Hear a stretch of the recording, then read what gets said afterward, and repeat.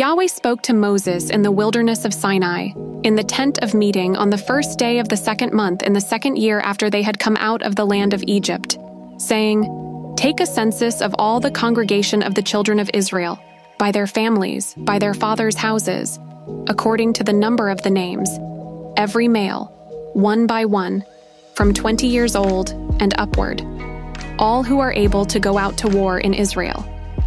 You and Aaron shall count them by their divisions. With you there shall be a man of every tribe, each one head of his father's house. These are the names of the men who shall stand with you. Of Reuben, Elizur the son of Shadur. Of Simeon, Shelumiel the son of Zurishaddai. Of Judah, Nahshon the son of Amminadab. Of Issachar, Nethanel the son of Zuar. Of Zebulun, Eliab the son of Helon. Of the children of Joseph, of Ephraim, Elishama the son of Ammihud. Of Manasseh, Gamaliel the son of Pedazur. Of Benjamin, Abidan the son of Gideoni. Of Dan, Ahiezer the son of Ammishaddai. Of Asher, Pagiel the son of Okran. Of Gad, Eliasaph the son of Deuel. Of Naphtali, Ahira the son of Enan. These are those who were called of the congregation, the princes of the tribes of their fathers. They were the heads of the thousands of Israel. Moses and Aaron took these men who are mentioned by name. They assembled all the congregation together on the first day of the second month, and they declared their ancestry by their families, by their fathers' houses, according to the number of the names, from 20 years old and upward, one by one. As Yahweh commanded Moses, so he counted them in the wilderness of Sinai. The children of Reuben, Israel's firstborn, their generations, by their families, by their fathers' houses, according to the number of the names, one by one, every male from 20 years old and upward, all who were able to go out to war. Those who were counted of them, of the tribe of Reuben, were 46,500. Of the children of Simeon, their generations, by their families, by their fathers' houses, those who were counted of it according to the number of the names, one by one, every male from 20 years old and upward, all who were able to go out to war. Those who were counted of them, of the tribe of Simeon, were 59,300. Of the children of Gad, their generations by their families, by their fathers' houses, according to the number of the names, from 20 years old and upward, all who were able to go out to war. Those who were counted of them, of the tribe of Gad, were 45,650. Of the children of Judah, their generations, by their families, by their fathers' houses, according to the number of the names, from 20 years old and upward, all who were able to go out to war. Those who were counted of them, of the tribe of Judah, were 74,600. Of the children of Issachar, their generations, by their families, by their fathers' houses, according to the number of the names, from 20 years old and upward, all who were able to go out to war. Those who were counted of them, of the tribe of Issachar, were 54,400. Of the children of Zebulun, their generations, by their families, by their fathers' houses, according to the number of the names, from 20 years old and upward, all who were able to go out to war.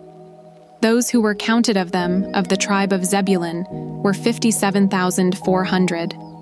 Of the children of Joseph, of the children of Ephraim, their generations, by their families, by their fathers' houses, according to the number of the names, from 20 years old and upward, all who were able to go out to war.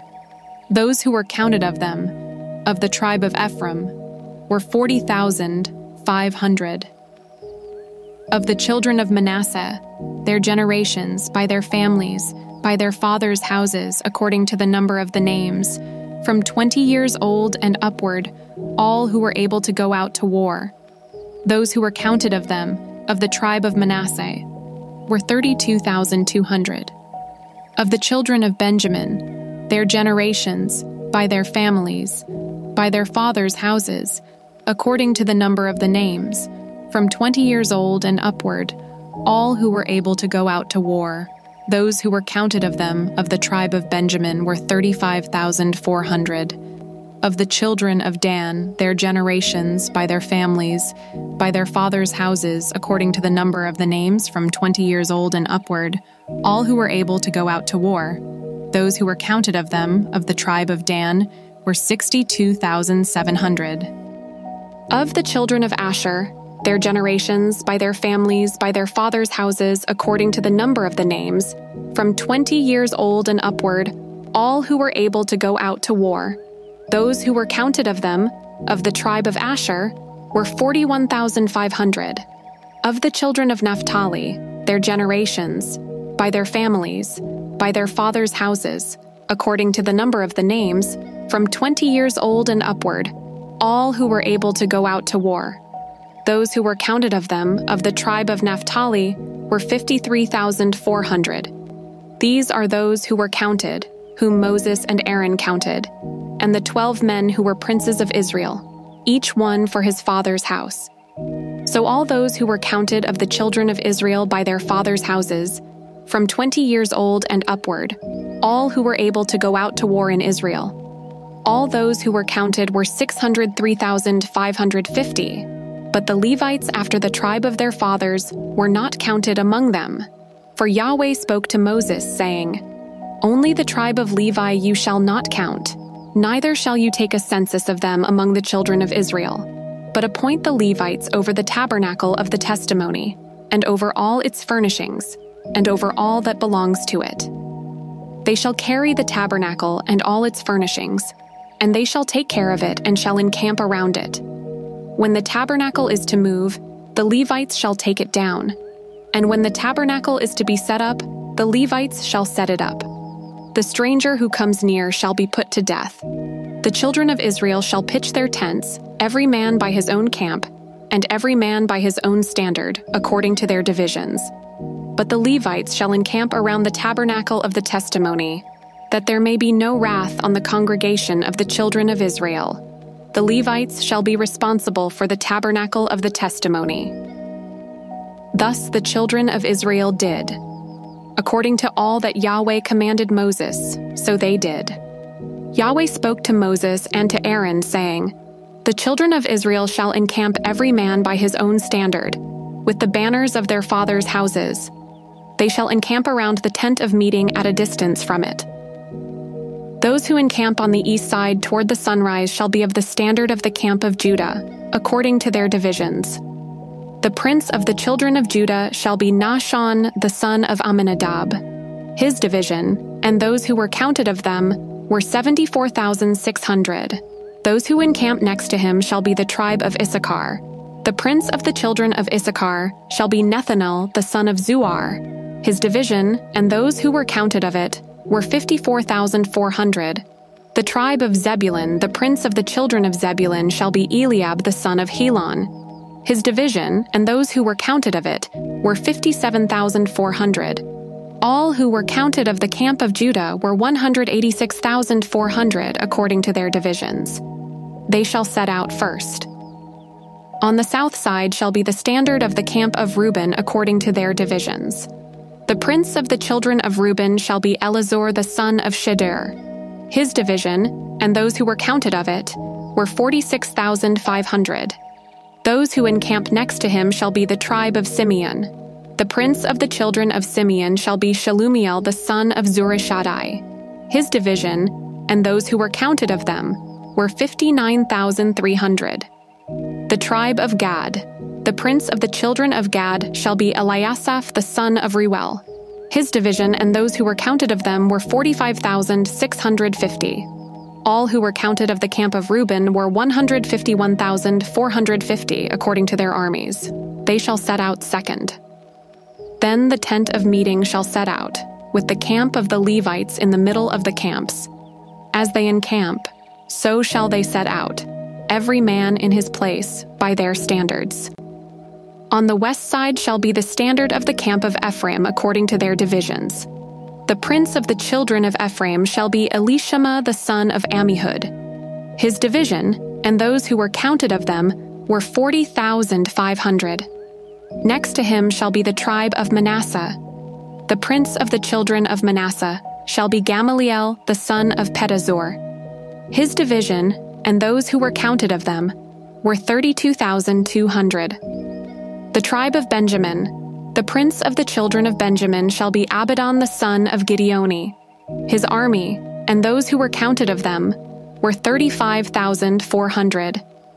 All who were counted of the camp of Ephraim were 108,100 according to their divisions. They shall set out third. On the north side shall be the standard of the camp of Dan according to their divisions. The prince of the children of Dan shall be Ahiezer the son of Ammishaddai. His division, and those who were counted of them, were 62,700. Those who encamp next to him shall be the tribe of Asher. The prince of the children of Asher shall be Pagiel the son of Okran. His division, and those who were counted of them, were 41,500. The tribe of Naphtali, the prince of the children of Naphtali shall be Ahira the son of Enan. His division, and those who were counted of them, were 53,400. All who were counted of the camp of Dan were 157,600. They shall set out last by their standards. These are those who were counted of the children of Israel by their fathers' houses. All who were counted of the camps according to their armies were 603,550. But the Levites were not counted among the children of Israel, as Yahweh commanded Moses. Thus the children of Israel did. According to all that Yahweh commanded Moses, so they encamped by their standards, and so they set out, everyone by their families, according to their fathers' houses. Now this is the history of the generations of Aaron and Moses in the day that Yahweh spoke with Moses in Mount Sinai. These are the names of the sons of Aaron: Nadab the firstborn, and Abihu, Eleazar, and Ithamar. These are the names of the sons of Aaron, the priests who were anointed, whom he consecrated to minister in the priest's office. Nadab and Abihu died before Yahweh when they offered strange fire before Yahweh in the wilderness of Sinai, and they had no children. Eleazar and Ithamar ministered in the priest's office in the presence of Aaron their father. Yahweh spoke to Moses, saying, "Bring the tribe of Levi near, and set them before Aaron the priest, that they may minister to him.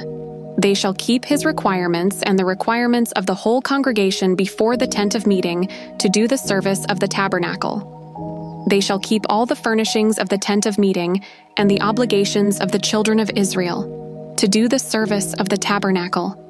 You shall give the Levites to Aaron and to his sons. They are wholly given to him on the behalf of the children of Israel. You shall appoint Aaron and his sons, and they shall keep their priesthood, but the stranger who comes near shall be put to death." Yahweh spoke to Moses, saying, "Behold, I have taken the Levites from among the children of Israel instead of all the firstborn who open the womb among the children of Israel. And the Levites shall be mine, for all the firstborn are mine. On the day that I struck down all the firstborn in the land of Egypt, I made holy to me all the firstborn in Israel, both man and animal. They shall be mine. I am Yahweh." Yahweh spoke to Moses in the wilderness of Sinai, saying, "Count the children of Levi by their fathers' houses, by their families. You shall count every male from a month old and upward." Moses counted them according to Yahweh's word as he was commanded. These were the sons of Levi by their names: Gershon, Kohath, and Merari.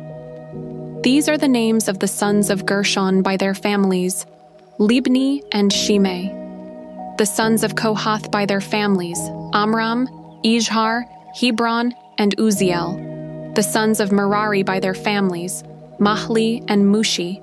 These are the families of the Levites according to their fathers' houses. Of Gershon was the family of the Libnites and the family of the Shimites. These are the families of the Gershonites.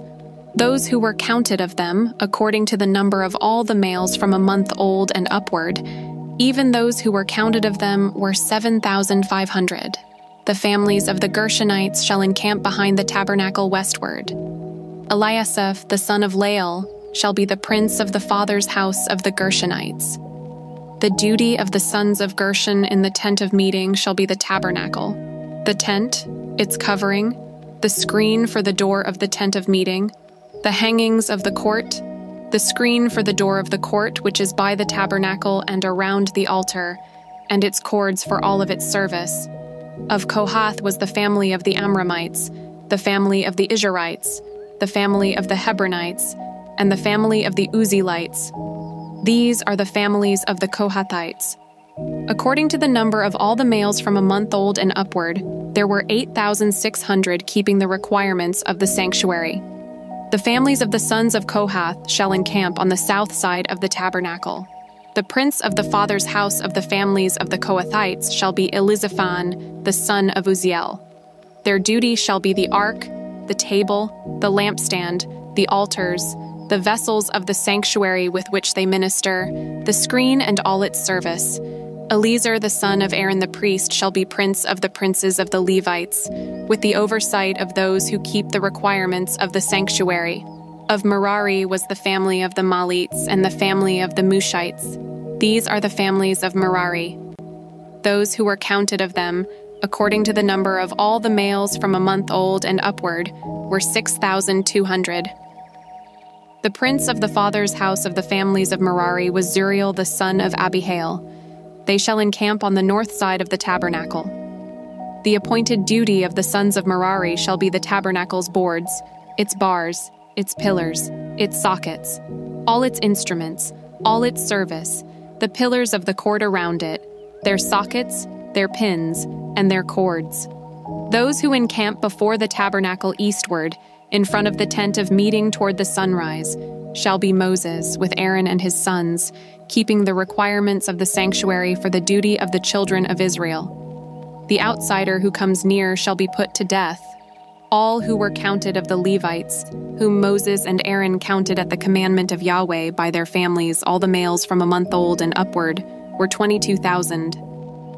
Yahweh said to Moses, "Count all the firstborn males of the children of Israel from a month old and upward, and take the number of their names. You shall take the Levites for me. I am Yahweh, instead of all the firstborn among the children of Israel, and the livestock of the Levites instead of all the firstborn among the livestock of the children of Israel." Moses counted, as Yahweh commanded him, all the firstborn among the children of Israel. All the firstborn males, according to the number of names from a month old and upward, of those who were counted of them, were 22,273. Yahweh spoke to Moses, saying, "Take the Levites instead of all the firstborn among the children of Israel, and the livestock of the Levites instead of their livestock, and the Levites shall be mine. I am Yahweh. For the redemption of the 273 of the firstborn of the children of Israel, who exceed the number of the Levites, you shall take 5 shekels apiece for each one. According to the shekel of the sanctuary, you shall take them. The shekel is 20 gerahs. And you shall give the money, with which their remainder is redeemed, to Aaron and to his sons." Moses took the redemption money from those who exceeded the number of those who were redeemed by the Levites. From the firstborn of the children of Israel, he took the money, 1,365 shekels according to the shekel of the sanctuary. And Moses gave the redemption money to Aaron and to his sons, according to Yahweh's word, as Yahweh commanded Moses. Yahweh spoke to Moses and to Aaron, saying, "Take a census of the sons of Kohath from among the sons of Levi, by their families, by their fathers' houses, from 30 years old and upward, even until 50 years old, all who enter into the service to do the work in the tent of meeting. This is the service of the sons of Kohath in the tent of meeting, regarding the most holy things. When the camp moves forward, Aaron shall go in with his sons, and they shall take down the veil of the screen, cover the ark of the testimony with it, put a covering of sealskin on it, spread a blue cloth over it, and put in its poles. On the table of showbread they shall spread a blue cloth, and put on it the dishes, the spoons, the bowls, and the cups with which to pour out, and the continual bread shall be on it. They shall spread on them a scarlet cloth, and cover it with a covering of sealskin, and shall put in its poles. They shall take a blue cloth and cover the lampstand of the light, its lamps, its snuffers, its snuff dishes, and all its oil vessels, with which they minister to it. They shall put it and all its vessels within a covering of sealskin, and shall put it on the frame. On the golden altar they shall spread a blue cloth, and cover it with a covering of sealskin, and shall put in its poles. They shall take all the vessels of ministry with which they minister in the sanctuary, and put them in a blue cloth, cover them with a covering of sealskin, and shall put them on the frame. They shall take away the ashes from the altar, and spread a purple cloth on it. They shall put on it all its vessels with which they minister about it, the fire pans, the meat hooks, the shovels, and the basins, all the vessels of the altar, and they shall spread on it a covering of sealskin, and put in its poles. When Aaron and his sons have finished covering the sanctuary and all the furniture of the sanctuary, as the camp moves forward, after that, the sons of Kohath shall come to carry it. But they shall not touch the sanctuary, lest they die. The sons of Kohath shall carry these things belonging to the tent of meeting. The duty of Eleazar, the son of Aaron the priest, shall be the oil for the light, the sweet incense, the continual meal offering, and the anointing oil, the requirements of all the tabernacle and of all that is in it, the sanctuary, and its furnishings. Yahweh spoke to Moses and to Aaron, saying, "Don't cut off the tribe of the families of the Kohathites from among the Levites, but do this to them, that they may live and not die when they approach the most holy things. Aaron and his sons shall go in and appoint everyone to his service and to his burden, but they shall not go in to see the sanctuary even for a moment, lest they die." Yahweh spoke to Moses, saying, "Take a census of the sons of Gershon also, by their fathers' houses, by their families. You shall count them from 30 years old and upward until 50 years old, all who enter in to wait on the service to do the work in the tent of meeting. This is the service of the families of the Gershonites, in serving and in bearing burdens. They shall carry the curtains of the tabernacle and the tent of meeting, its covering, the covering of sealskin that is on it, the screen for the door of the tent of meeting, the hangings of the court, the screen for the door of the gate of the court, which is by the tabernacle and around the altar, their cords and all the instruments of their service, and whatever shall be done with them. They shall serve in there. At the commandment of Aaron and his sons shall be all the service of the sons of the Gershonites in all their burden and in all their service, and you shall appoint their duty to them in all their responsibilities. This is the service of the families of the sons of the Gershonites in the tent of meeting. Their duty shall be under the hand of Ithamar the son of Aaron the priest. As for the sons of Merari, you shall count them by their families, by their fathers' houses. You shall count them from 30 years old and upward even to 50 years old, everyone who enters on the service to do the work of the tent of meeting. This is the duty of their burden, according to all their service in the tent of meeting, the tabernacle's boards, its bars, its pillars, its sockets, the pillars of the court around it, their sockets, their pins, their cords, with all their instruments, and with all their service. You shall appoint the instruments of the duty of their burden to them by name. This is the service of the families of the sons of Merari, according to all their service in the tent of meeting, under the hand of Ithamar, the son of Aaron the priest. Moses and Aaron and the princes of the congregation counted the sons of the Kohathites by their families and by their fathers' houses, from 30 years old and upward even to 50 years old, everyone who entered into the service for work in the tent of meeting. Those who were counted of them by their families were 2,750. These are those who were counted of the families of the Kohathites, all who served in the tent of meeting, whom Moses and Aaron counted according to the commandment of Yahweh by Moses. Those who were counted of the sons of Gershon, by their families, and by their fathers' houses, from 30 years old and upward, even to 50 years old, everyone who entered into the service for work in the tent of meeting, even those who were counted of them, by their families, by their fathers' houses, were 2,630. These are those who were counted of the families of the sons of Gershon, all who served in the tent of meeting, whom Moses and Aaron counted according to the commandment of Yahweh. Those who were counted of the families of the sons of Merari, by their families, by their fathers' houses, from 30 years old and upward even to 50 years old, everyone who entered into the service for work in the tent of meeting, even those who were counted of them by their families, were 3,200. These are those who were counted of the families of the sons of Merari, whom Moses and Aaron counted according to the commandment of Yahweh by Moses.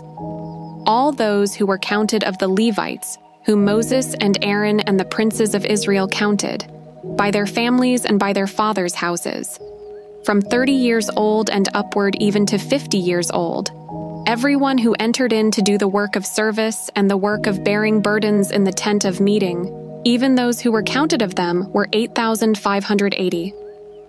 According to the commandment of Yahweh, they were counted by Moses, everyone according to his service and according to his burden. Thus they were counted by him as Yahweh commanded Moses. Yahweh spoke to Moses, saying, "Command the children of Israel that they put out of the camp every leper, everyone who has a discharge, and whoever is unclean by a corpse. You shall put both male and female outside of the camp so that they don't defile their camp, in the midst of which I dwell." The children of Israel did so and put them outside of the camp. As Yahweh spoke to Moses, so the children of Israel did. Yahweh spoke to Moses, saying, "Speak to the children of Israel. When a man or woman commits any sin that men commit so as to trespass against Yahweh, and that soul is guilty, then he shall confess his sin which he has done, and he shall make restitution for his guilt in full. Add to it the fifth part of it, and give it to him in respect of whom he has been guilty. But if the man has no kinsman to whom restitution may be made for the guilt, the restitution for guilt which is made to Yahweh shall be the priest's, in addition to the ram of the atonement, by which atonement shall be made for him. Every heave offering of all the holy things of the children of Israel, which they present to the priest, shall be his. Every man's holy things shall be his. Whatever any man gives the priest, it shall be his." Yahweh spoke to Moses, saying, "Speak to the children of Israel, and tell them, if any man's wife goes astray and is unfaithful to him, and a man lies with her carnally, and it is hidden from the eyes of her husband, and this is kept concealed, and she is defiled, there is no witness against her, and she isn't taken in the act, and the spirit of jealousy comes on him, and he is jealous of his wife, and she is defiled. Or if the spirit of jealousy comes on him, and he is jealous of his wife, and she isn't defiled, then the man shall bring his wife to the priest, and shall bring her offering for her, 1/10 of an ephah of barley meal. He shall pour no oil on it, nor put frankincense on it, for it is a meal offering of jealousy, a meal offering of memorial, bringing iniquity to memory. The priest shall bring her near, and set her before Yahweh. The priest shall take holy water in an earthen vessel, and the priest shall take some of the dust that is on the floor of the tabernacle, and put it into the water. The priest shall set the woman before Yahweh, and let the hair of the woman's head go loose, and put the meal offering of memorial in her hands, which is the meal offering of jealousy. The priest shall have in his hand the water of bitterness that brings a curse. The priest shall cause her to take an oath, and shall tell the woman, "If no man has lain with you, and if you haven't gone aside to uncleanness, being under your husband's authority, be free from this water of bitterness that brings a curse. But if you have gone astray, being under your husband's authority, and if you are defiled, and some man has lain with you besides your husband, then the priest shall cause the woman to swear with the oath of cursing, and the priest shall tell the woman, 'May Yahweh make you a curse and an oath among your people, when Yahweh allows your thigh to fall away, and your body to swell, and this water that brings a curse will go into your bowels and make your body swell, and your thigh fall away.' The woman shall say, 'Amen, amen.' The priest shall write these curses in a book, and he shall wipe them into the water of bitterness. He shall make the woman drink the water of bitterness that causes the curse, and the water that causes the curse shall enter into her and become bitter. The priest shall take the meal offering of jealousy out of the woman's hand, and shall wave the meal offering before Yahweh and bring it to the altar. The priest shall take a handful of the meal offering as its memorial portion, and burn it on the altar, and afterward shall make the woman drink the water. When he has made her drink the water, then it shall happen, if she is defiled and has committed a trespass against her husband, that the water that causes the curse will enter into her and become bitter, and her body will swell, and her thigh will fall away, and the woman will be a curse among her people. If the woman isn't defiled but is clean, then she shall be free and shall conceive offspring. This is the law of jealousy, when a wife, being under her husband, goes astray and is defiled, or when the spirit of jealousy comes on a man and he is jealous of his wife. Then he shall set the woman before Yahweh, and the priest shall execute on her all this law. The man shall be free from iniquity, and that woman shall bear her iniquity. Yahweh spoke to Moses, saying, "Speak to the children of Israel and tell them, when either man or woman shall make a special vow, the vow of a Nazirite to separate himself to Yahweh, he shall separate himself from wine and strong drink. He shall drink no vinegar of wine or vinegar of fermented drink, neither shall he drink any juice of grapes, nor eat fresh grapes or dried. All the days of his separation he shall eat nothing that is made of the grapevine, from the seeds even to the skins. All the days of his vow of separation no razor shall come on his head, until the days are fulfilled in which he separates himself to Yahweh. He shall be holy. He shall let the locks of the hair of his head grow long. All the days that he separates himself to Yahweh he shall not go near a dead body. He shall not make himself unclean for his father, or for his mother, for his brother, or for his sister, when they die, because his separation to God is on his head. All the days of his separation he is holy to Yahweh. If any man dies very suddenly beside him, and he defiles the head of his separation, then he shall shave his head in the day of his cleansing. On the 7th day he shall shave it.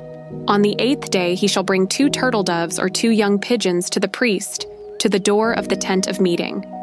The priest shall offer one for a sin offering, and the other for a burnt offering, and make atonement for him because he sinned by reason of the dead, and shall make his head holy that same day. He shall separate to Yahweh the days of his separation, and shall bring a male lamb a year old for a trespass offering. But the former days shall be void because his separation was defiled. This is the law of the Nazirite. When the days of his separation are fulfilled, he shall be brought to the door of the tent of meeting, and he shall offer his offering to Yahweh. 1 male lamb a year old without defect for a burnt offering, 1 ewe lamb a year old without defect for a sin offering, 1 ram without defect for peace offerings, a basket of unleavened bread, cakes of fine flour mixed with oil, and unleavened wafers anointed with oil with their meal offering and their drink offerings. The priest shall present them before Yahweh, and shall offer his sin offering and his burnt offering. He shall offer the ram for a sacrifice of peace offerings to Yahweh, with the basket of unleavened bread. The priest shall offer also its meal offering and its drink offering. The Nazirite shall shave the head of his separation at the door of the tent of meeting, take the hair of the head of his separation, and put it on the fire which is under the sacrifice of peace offerings. The priest shall take the boiled shoulder of the ram, 1 unleavened cake out of the basket, and 1 unleavened wafer, and shall put them on the hands of the Nazirite after he has shaved the head of his separation. And the priest shall wave them for a wave offering before Yahweh. They are holy for the priest, together with the breast that is waved and the thigh that is offered. After that the Nazirite may drink wine. This is the law of the Nazirite who vows, and of his offering to Yahweh for his separation, in addition to that which he is able to afford. According to his vow which he vows, so he must do after the law of his separation. Yahweh spoke to Moses, saying, "Speak to Aaron and to his sons, saying, This is how you shall bless the children of Israel. You shall tell them, Yahweh bless you and keep you. Yahweh make his face to shine on you and be gracious to you. Yahweh lift up his face toward you and give you peace. So they shall put my name on the children of Israel, and I will bless them." On the day that Moses had finished setting up the tabernacle, and had anointed it and sanctified it with all its furniture, and the altar with all its vessels, and had anointed and sanctified them, the princes of Israel, the heads of their fathers' houses, offered. These were the princes of the tribes. These are they who were over those who were counted. And they brought their offering before Yahweh, 6 covered wagons and 12 oxen, a wagon for every 2 of the princes, and for each one an ox. They presented them before the tabernacle. Yahweh spoke to Moses, saying, "Accept these from them, that they may be used in doing the service of the tent of meeting. And you shall give them to the Levites, to every man according to his service." Moses took the wagons and the oxen and gave them to the Levites. He gave 2 wagons and 4 oxen to the sons of Gershon, according to their service. He gave 4 wagons and 8 oxen to the sons of Merari, according to their service under the direction of Ithamar the son of Aaron the priest.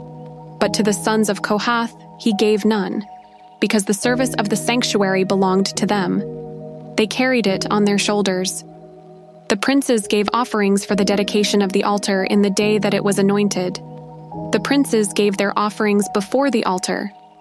Yahweh said to Moses, "They shall offer their offering, each prince on his day for the dedication of the altar." He who offered his offering the first day was Nahshon the son of Amminadab, of the tribe of Judah, and his offering was 1 silver platter, the weight of which was 130 shekels, 1 silver bowl of 70 shekels according to the shekel of the sanctuary, both of them full of fine flour mixed with oil for a meal offering, 1 golden ladle of 10 shekels full of incense, 1 young bull, 1 ram, 1 male lamb a year old for a burnt offering, 1 male goat for a sin offering, and for the sacrifice of peace offerings, 2 head of cattle, 5 rams, 5 male goats, and 5 male lambs a year old. This was the offering of Nahshon the son of Amminadab. On the second day, Nethanel the son of Zuar, prince of Issachar, gave his offering.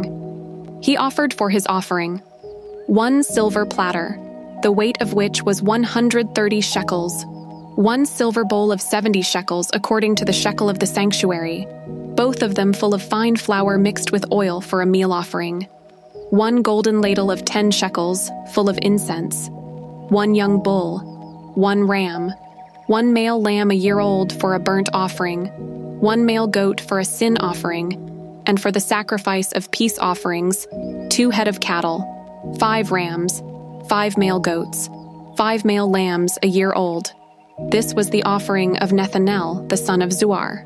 On the third day, Eliab, the son of Helon, prince of the children of Zebulun, gave his offering, 1 silver platter, the weight of which was 130 shekels, 1 silver bowl of 70 shekels, according to the shekel of the sanctuary, both of them full of fine flour mixed with oil for a meal offering, 1 golden ladle of 10 shekels, full of incense, 1 young bull, 1 ram, 1 male lamb a year old for a burnt offering, 1 male goat for a sin offering, and for the sacrifice of peace offerings, 2 head of cattle, 5 rams, 5 male goats, and 5 male lambs a year old.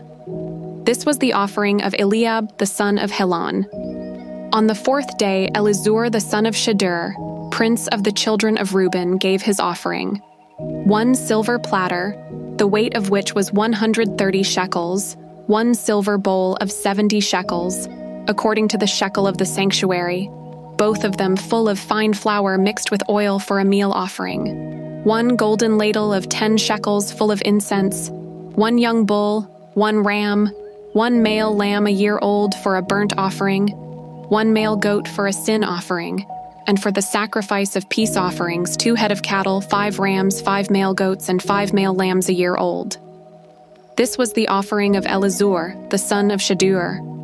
On the 5th day, Shalumiel, the son of Zurishaddai, prince of the children of Simeon, gave his offering, 1 silver platter, the weight of which was 130 shekels, 1 silver bowl of 70 shekels, according to the shekel of the sanctuary, both of them full of fine flour mixed with oil for a meal offering, 1 golden ladle of 10 shekels full of incense, 1 young bull, 1 ram, 1 male lamb a year old for a burnt offering, 1 male goat for a sin offering, and for the sacrifice of peace offerings, 2 head of cattle, 5 rams, 5 male goats, and 5 male lambs a year old. This was the offering of Shelumiel, the son of Zurishaddai. On the 6th day, Eliasaph, the son of Duel, prince of the children of Gad, gave his offering, 1 silver platter, the weight of which was 130 shekels. 1 silver bowl of 70 shekels according to the shekel of the sanctuary, both of them full of fine flour mixed with oil for a meal offering. 1 golden ladle of 10 shekels full of incense. 1 young bull, 1 ram, 1 male lamb a year old for a burnt offering, 1 male goat for a sin offering, and for the sacrifice of peace offerings, 2 head of cattle, 5 rams, 5 male goats, and 5 male lambs a year old. This was the offering of Eliasaph, the son of Duel.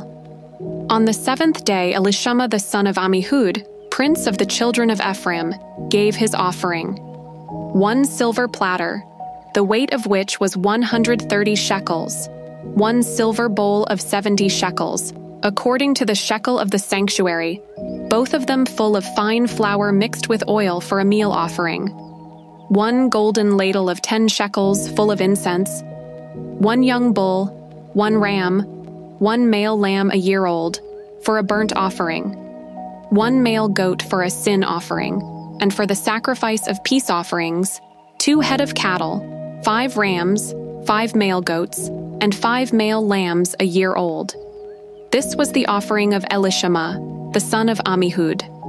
On the 8th day, Gamaliel, the son of Pedazur, prince of the children of Manasseh, gave his offering, 1 silver platter, the weight of which was 130 shekels, 1 silver bowl of 70 shekels, according to the shekel of the sanctuary, both of them full of fine flour mixed with oil for a meal offering.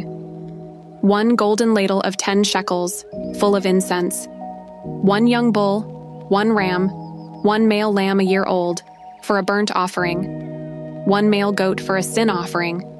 And for the sacrifice of peace offerings, 2 head of cattle, 5 rams, 5 male goats, and 5 male lambs a year old. This was the offering of Gamaliel, the son of Pedazur. On the 9th day, Abidan, the son of Gideoni, prince of the children of Benjamin, gave his offering, 1 silver platter, the weight of which was 130 shekels, 1 silver bowl of 70 shekels, according to the shekel of the sanctuary, both of them full of fine flour mixed with oil for a meal offering. 1 golden ladle of 10 shekels full of incense. 1 young bull, 1 ram, 1 male lamb a year old, for a burnt offering. 1 male goat for a sin offering, and for the sacrifice of peace offerings, 2 head of cattle, 5 rams, 5 male goats, and 5 male lambs a year old. This was the offering of Abidan, the son of Gideoni. On the 10th day, Ahiezer, the son of Ammishaddai, prince of the children of Dan, gave his offering, 1 silver platter, the weight of which was 130 shekels, 1 silver bowl of 70 shekels, according to the shekel of the sanctuary, both of them full of fine flour mixed with oil for a meal offering. 1 golden ladle of 10 shekels full of incense. 1 young bull, 1 ram, 1 male lamb a year old for a burnt offering. 1 male goat for a sin offering. And for the sacrifice of peace offerings, 2 head of cattle, 5 rams, 5 male goats, and 5 male lambs a year old. This was the offering of Ahiezer, the son of Ammishaddai. On the 11th day, Pagiel, the son of Ochran, prince of the children of Asher, gave his offering, 1 silver platter, the weight of which was 130 shekels, 1 silver bowl of 70 shekels, according to the shekel of the sanctuary, both of them full of fine flour mixed with oil for a meal offering. 1 golden ladle of 10 shekels, full of incense. 1 young bull, 1 ram, 1 male lamb a year old, for a burnt offering. 1 male goat for a sin offering. And for the sacrifice of peace offerings, 2 head of cattle, 5 rams, 5 male goats, and 5 male lambs a year old. This was the offering of Pagiel, the son of Ochran. On the 12th day, Ahira, the son of Enan, prince of the children of Naphtali, gave his offering, 1 silver platter, the weight of which was 130 shekels, 1 silver bowl of 70 shekels according to the shekel of the sanctuary, both of them full of fine flour mixed with oil for a meal offering. 1 golden spoon of 10 shekels full of incense. 1 young bull, 1 ram, 1 male lamb a year old for a burnt offering, 1 male goat for a sin offering, and for the sacrifice of peace offerings, 2 head of cattle, 5 rams, 5 male goats, and 5 male lambs a year old. This was the offering of Ahira the son of Enan. This was the dedication offering of the altar, on the day when it was anointed by the princes of Israel. 12 silver platters, 12 silver bowls, 12 golden ladles, each silver platter weighing 130 shekels, and each bowl 70. All the silver of the vessels 2,400 shekels according to the shekel of the sanctuary. The 12 golden ladles full of incense, weighing 10 shekels apiece, according to the shekel of the sanctuary. All the gold of the ladles weighed 120 shekels, all the cattle for the burnt offering 12 bulls, the rams 12, the male lambs a year old 12, and their meal offering, and 12 male goats for a sin offering, and all the cattle for the sacrifice of peace offerings, 24 bulls, 60 rams, 60 male goats, and 60 male lambs a year old. This was the dedication offering of the altar, after it was anointed. When Moses went into the tent of meeting to speak with Yahweh, he heard his voice speaking to him from above the mercy seat that was on the ark of the testimony, from between the 2 cherubim, and he spoke to him. Yahweh spoke to Moses, saying, "Speak to Aaron and tell him, when you light the lamps, the 7 lamps shall give light in front of the lampstand." Aaron did so. He lit its lamps to light the area in front of the lampstand, as Yahweh commanded Moses. This was the workmanship of the lampstand, beaten work of gold. From its base to its flowers, it was beaten work. He made the lampstand according to the pattern which Yahweh had shown Moses. Yahweh spoke to Moses, saying, "Take the Levites from among the children of Israel and cleanse them. You shall do this to them to cleanse them. Sprinkle the water of cleansing on them. Let them shave their whole bodies with a razor. Let them wash their clothes and cleanse themselves. Then let them take a young bull and its meal offering, fine flour mixed with oil, and another young bull you shall take for a sin offering. You shall present the Levites before the tent of meeting. You shall assemble the whole congregation of the children of Israel. You shall present the Levites before Yahweh. The children of Israel shall lay their hands on the Levites, and Aaron shall offer the Levites before Yahweh for a wave offering on the behalf of the children of Israel, that it may be theirs to do the service of Yahweh. The Levites shall lay their hands on the heads of the bulls, and you shall offer the one for a sin offering, and the other for a burnt offering to Yahweh, to make atonement for the Levites. You shall set the Levites before Aaron and before his sons, and offer them as a wave offering to Yahweh. Thus you shall separate the Levites from among the children of Israel, and the Levites shall be mine. After that the Levites shall go in to do the service of the tent of meeting. You shall cleanse them, and offer them as a wave offering, for they are wholly given to me from among the children of Israel. Instead of all who open the womb, even the firstborn of all the children of Israel, I have taken them to me. For all the firstborn among the children of Israel are mine, both man and animal. On the day that I struck all the firstborn in the land of Egypt, I sanctified them for myself. I have taken the Levites instead of all the firstborn among the children of Israel. I have given the Levites as a gift to Aaron and to his sons from among the children of Israel, to do the service of the children of Israel in the tent of meeting, and to make atonement for the children of Israel, so that there will be no plague among the children of Israel when the children of Israel come near to the sanctuary. Moses and Aaron and all the congregation of the children of Israel did so to the Levites. According to all that Yahweh commanded Moses concerning the Levites, so the children of Israel did to them. The Levites purified themselves from sin, and they washed their clothes, and Aaron offered them for a wave offering before Yahweh, and Aaron made atonement for them to cleanse them. After that, the Levites went in to do their service in the tent of meeting before Aaron and before his sons. As Yahweh had commanded Moses concerning the Levites, so they did to them. Yahweh spoke to Moses, saying, "This is what is assigned to the Levites. From 25 years old and upward they shall go in to wait on the service in the work of the tent of meeting.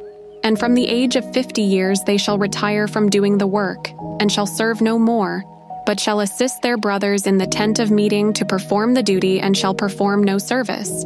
This is how you shall have the Levites do their duties." Yahweh spoke to Moses in the wilderness of Sinai, in the first month of the second year after they had come out of the land of Egypt, saying, "Let the children of Israel keep the Passover in its appointed season. On the 14th day of this month at evening, you shall keep it in its appointed season. You shall keep it according to all its statutes and according to all its ordinances." Moses told the children of Israel that they should keep the Passover. They kept the Passover in the first month on the 14th day of the month at evening in the wilderness of Sinai. According to all that Yahweh commanded Moses, so the children of Israel did. There were certain men who were unclean because of the dead body of a man, so that they could not keep the Passover on that day, and they came before Moses and Aaron on that day. Those men said to him, "We are unclean because of the dead body of a man. Why are we kept back, that we may not offer the offering of Yahweh in its appointed season among the children of Israel?" Moses answered them, "Wait, that I may hear what Yahweh will command concerning you." Yahweh spoke to Moses, saying, "Say to the children of Israel, if any man of you or of your generations is unclean by reason of a dead body, or is on a journey far away, he shall still keep the Passover to Yahweh. In the second month, on the 14th day at evening, they shall keep it. They shall eat it with unleavened bread and bitter herbs. They shall leave none of it until the morning, nor break a bone of it. According to all the statute of the Passover, they shall keep it. But the man who is clean and is not on a journey and fails to keep the Passover, that soul shall be cut off from his people. Because he didn't offer the offering of Yahweh in its appointed season, that man shall bear his sin. If a foreigner lives among you and desires to keep the Passover to Yahweh, then he shall do so according to the statute of the Passover, and according to its ordinance. You shall have one statute, both for the foreigner and for him who is born in the land." On the day that the tabernacle was raised up, the cloud covered the tabernacle, even the tent of the testimony. At evening it was over the tabernacle, as it were the appearance of fire, until morning. So it was continually. The cloud covered it, and the appearance of fire by night. Whenever the cloud was taken up from over the tent, then after that the children of Israel traveled, and in the place where the cloud remained, there the children of Israel encamped. At the commandment of Yahweh the children of Israel traveled, and at the commandment of Yahweh they encamped. As long as the cloud remained on the tabernacle, they remained encamped. When the cloud stayed on the tabernacle many days, then the children of Israel kept Yahweh's command and didn't travel. Sometimes the cloud was a few days on the tabernacle. Then according to the commandment of Yahweh, they remained encamped, and according to the commandment of Yahweh they traveled. Sometimes the cloud was from evening until morning, and when the cloud was taken up in the morning, they traveled. Or by day and by night, when the cloud was taken up, they traveled. Whether it was 2 days or a month or a year that the cloud stayed on the tabernacle, remaining on it, the children of Israel remained encamped and didn't travel. But when it was taken up, they traveled. At the commandment of Yahweh they encamped, and at the commandment of Yahweh they traveled. They kept Yahweh's command, at the commandment of Yahweh by Moses. Yahweh spoke to Moses, saying, "Make 2 trumpets of silver. You shall make them of beaten work. You shall use them for the calling of the congregation, and for the journeying of the camps. When they blow them, all the congregation shall gather themselves to you at the door of the tent of meeting. If they blow just one, then the princes, the heads of the thousands of Israel, shall gather themselves to you. When you blow an alarm, the camps that lie on the east side shall go forward. When you blow an alarm the second time, the camps that lie on the south side shall go forward. They shall blow an alarm for their journeys. But when the assembly is to be gathered together, you shall blow, but you shall not sound an alarm. The sons of Aaron the priests shall blow the trumpets. This shall be to you for a statute forever throughout your generations. When you go to war in your land against the adversary who oppresses you, then you shall sound an alarm with the trumpets. Then you will be remembered before Yahweh your God, and you will be saved from your enemies. Also in the day of your gladness, and in your set feasts, and in the beginnings of your months you shall blow the trumpets over your burnt offerings and over the sacrifices of your peace offerings, and they shall be to you for a memorial before your God. I am Yahweh your God. In the 2nd year, in the 2nd month, on the 20th day of the month, the cloud was taken up from over the tabernacle of the covenant. The children of Israel went forward on their journeys out of the wilderness of Sinai, and the cloud stayed in the wilderness of Paran. They first went forward according to the commandment of Yahweh by Moses. First, the standard of the camp of the children of Judah went forward according to their armies. Nahshon, the son of Amminadab, was over his army. Nethanel, the son of Zuar, was over the army of the tribe of the children of Issachar. Eliab, the son of Helon, was over the army of the tribe of the children of Zebulun. The tabernacle was taken down, and the sons of Gershon and the sons of Merari who bore the tabernacle went forward. The standard of the camp of Reuben went forward according to their armies. Elizur, the son of Shedur, was over his army. Shelumiel, the son of Zurishaddai, was over the army of the tribe of the children of Simeon. Eliasaph, the son of Duel, was over the army of the tribe of the children of Gad. The Kohathites set forward, bearing the sanctuary. The others set up the tabernacle before they arrived. The standard of the camp of the children of Ephraim set forward according to their armies. Elishama, the son of Ammihud, was over his army. Gamaliel, the son of Pedahzur, was over the army of the tribe of the children of Manasseh. Abidan, the son of Gideoni, was over the army of the tribe of the children of Benjamin. The standard of the camp of the children of Dan, which was the rear guard of all the camps, set forward according to their armies. Ahiezer, the son of Ammishaddai, was over his army. Pagiel, the son of Okran, was over the army of the tribe of the children of Asher. Ahira, the son of Enan, was over the army of the tribe of the children of Naphtali. Thus were the travels of the children of Israel according to their armies, and they went forward. Moses said to Hobab, the son of Reuel the Midianite, Moses' father-in-law, "We are journeying to the place of which Yahweh said, 'I will give it to you.' Come with us, and we will treat you well, for Yahweh has spoken good concerning Israel." He said to him, "I will not go, but I will depart to my own land and to my relatives." Moses said, "Don't leave us, please, because you know how we are to encamp in the wilderness, and you can be our eyes. It shall be, if you go with us, yes, it shall be, that whatever good Yahweh does to us, we will do the same to you." They set forward from the Mount of Yahweh 3 days' journey.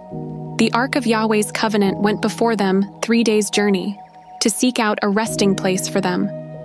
The cloud of Yahweh was over them by day, when they set forward from the camp. When the ark went forward, Moses said, "Rise up, Yahweh, and let your enemies be scattered. Let those who hate you flee before you." When it rested, he said, "Return, Yahweh, to the 10,000s of the thousands of Israel." The people were complaining in the ears of Yahweh. When Yahweh heard it, his anger burned, and Yahweh's fire burned among them, and consumed some of the outskirts of the camp. The people cried to Moses, and Moses prayed to Yahweh, and the fire abated. The name of that place was called Taberah, because Yahweh's fire burned among them. The mixed multitude that was among them lusted exceedingly, and the children of Israel also wept again and said, "Who will give us meat to eat? We remember the fish which we ate in Egypt for nothing, the cucumbers and the melons and the leeks and the onions and the garlic. But now we have lost our appetite. There is nothing at all except this manna to look at." The manna was like coriander seed, and it looked like bdellium. The people went around, gathered it, and ground it in mills, or beat it in mortars, and boiled it in pots, and made cakes of it. Its taste was like the taste of fresh oil. When the dew fell on the camp in the night, the manna fell on it. Moses heard the people weeping throughout their families, every man at the door of his tent. And Yahweh's anger burned greatly, and Moses was displeased. Moses said to Yahweh, "Why have you treated your servant so badly? Why haven't I found favor in your sight, that you lay the burden of all this people on me? Have I conceived all this people? Have I brought them out, that you should tell me? Carry them in your bosom as a nurse carries a nursing infant, to the land which you swore to their fathers? Where could I get meat to give all these people? For they weep before me, saying, "Give us meat, that we may eat." I am not able to bear all this people alone, because it is too heavy for me. If you treat me this way, please kill me right now, if I have found favor in your sight, and don't let me see my wretchedness. Yahweh said to Moses, "Gather to me 70 men of the elders of Israel, whom you know to be the elders of the people and officers over them, and bring them to the tent of meeting, that they may stand there with you. I will come down and talk with you there. I will take of the Spirit which is on you, and will put it on them, and they shall bear the burden of the people with you, that you don't bear it yourself alone. Say to the people, sanctify yourselves in preparation for tomorrow, and you will eat meat. For you have wept in the ears of Yahweh, saying, who will give us meat to eat? For it was well with us in Egypt. Therefore Yahweh will give you meat, and you will eat. You will not eat just 1 day, or 2 days, or 5 days, or 10 days, or 20 days, but a whole month, until it comes out at your nostrils, and it is loathsome to you, because you have rejected Yahweh who is among you, and have wept before him, saying, why did we come out of Egypt? Moses said, the people among whom I am are 600,000 men on foot, and you have said, I will give them meat, that they may eat a whole month. Shall flocks and herds be slaughtered for them to be sufficient for them? Shall all the fish of the sea be gathered together for them, to be sufficient for them? Yahweh said to Moses, has Yahweh's hand grown short? Now you will see whether my word will happen to you or not. Moses went out and told the people Yahweh's words, and he gathered 70 men of the elders of the people, and set them around the tent. Yahweh came down in the cloud, and spoke to him, and took of the Spirit that was on him, and put it on the 70 elders. When the Spirit rested on them, they prophesied, but they did so no more. But 2 men remained in the camp.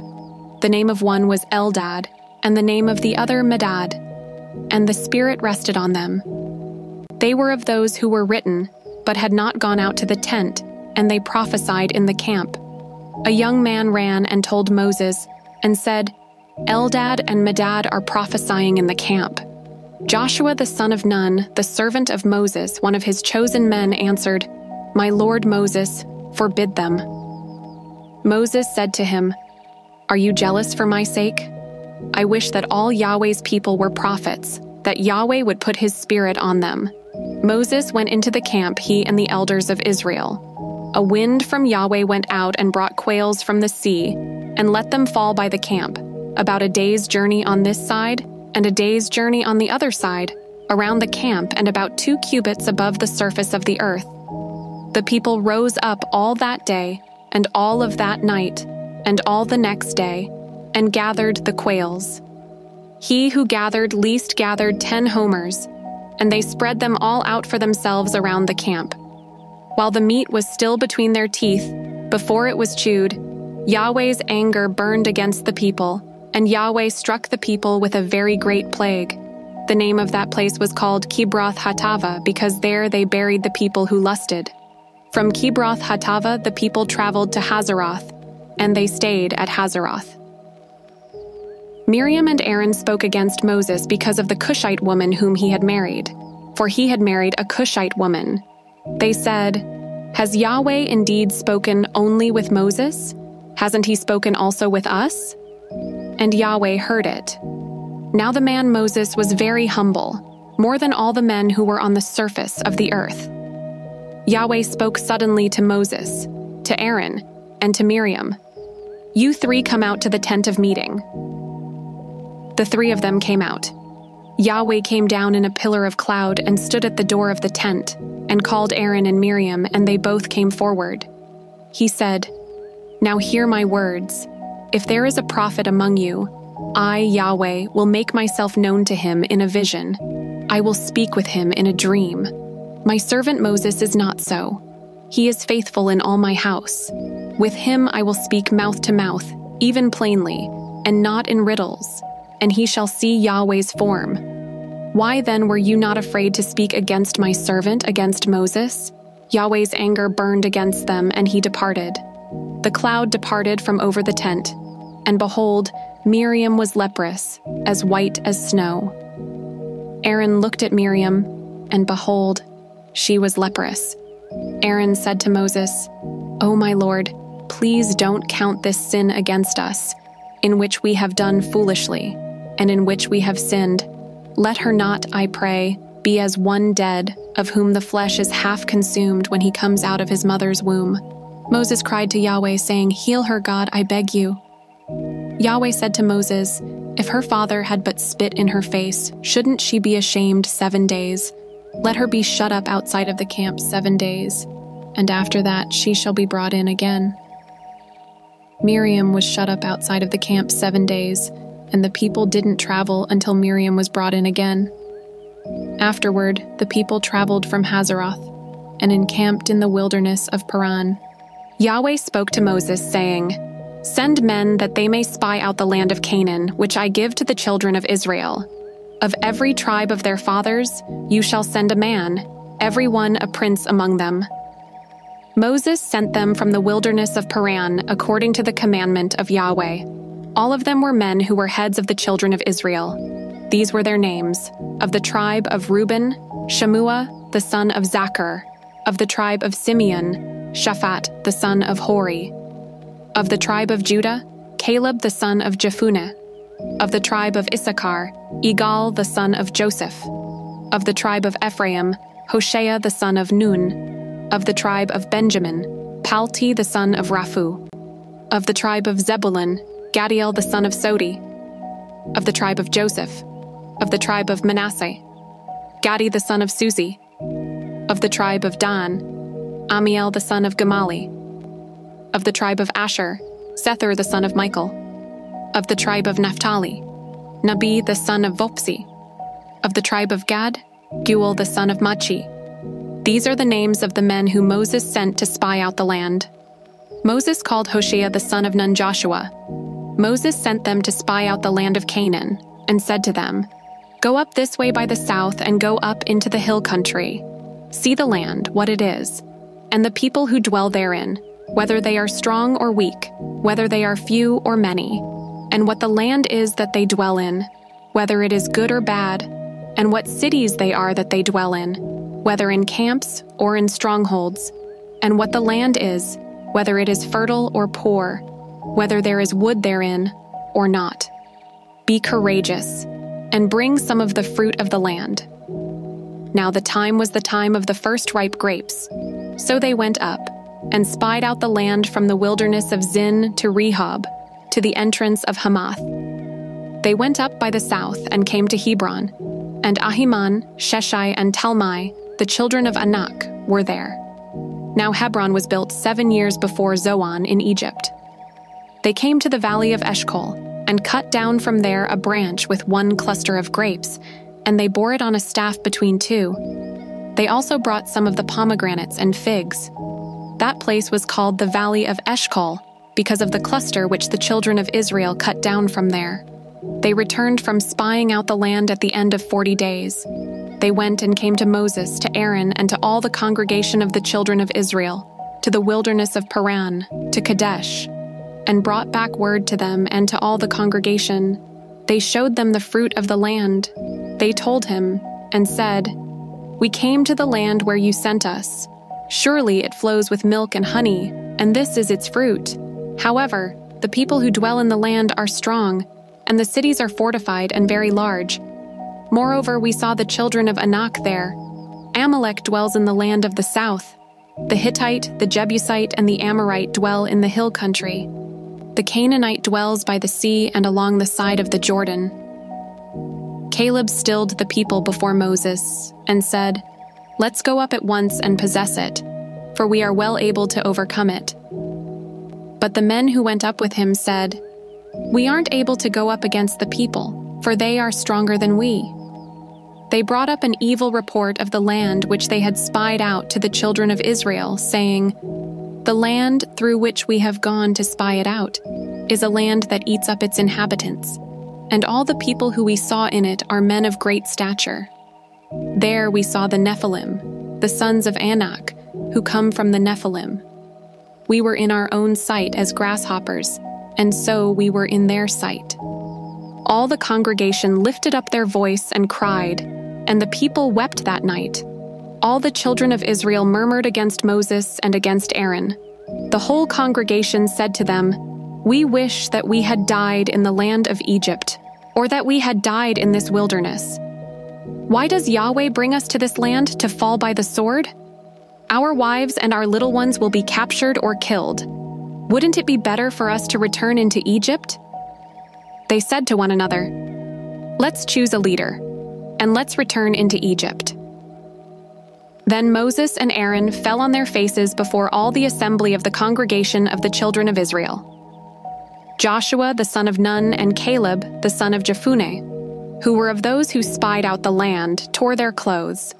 They spoke to all the congregation of the children of Israel, saying, "The land which we passed through to spy it out is an exceedingly good land. If Yahweh delights in us, then he will bring us into this land and give it to us, a land which flows with milk and honey. Only don't rebel against Yahweh, neither fear the people of the land, for they are bread for us. Their defense is removed from over them, and Yahweh is with us. Don't fear them." But all the congregation threatened to stone them with stones. Yahweh's glory appeared in the tent of meeting to all the children of Israel. Yahweh said to Moses, "How long will this people despise me? How long will they not believe in me for all the signs which I have worked among them? I will strike them with the pestilence and disinherit them, and will make of you a nation greater and mightier than they."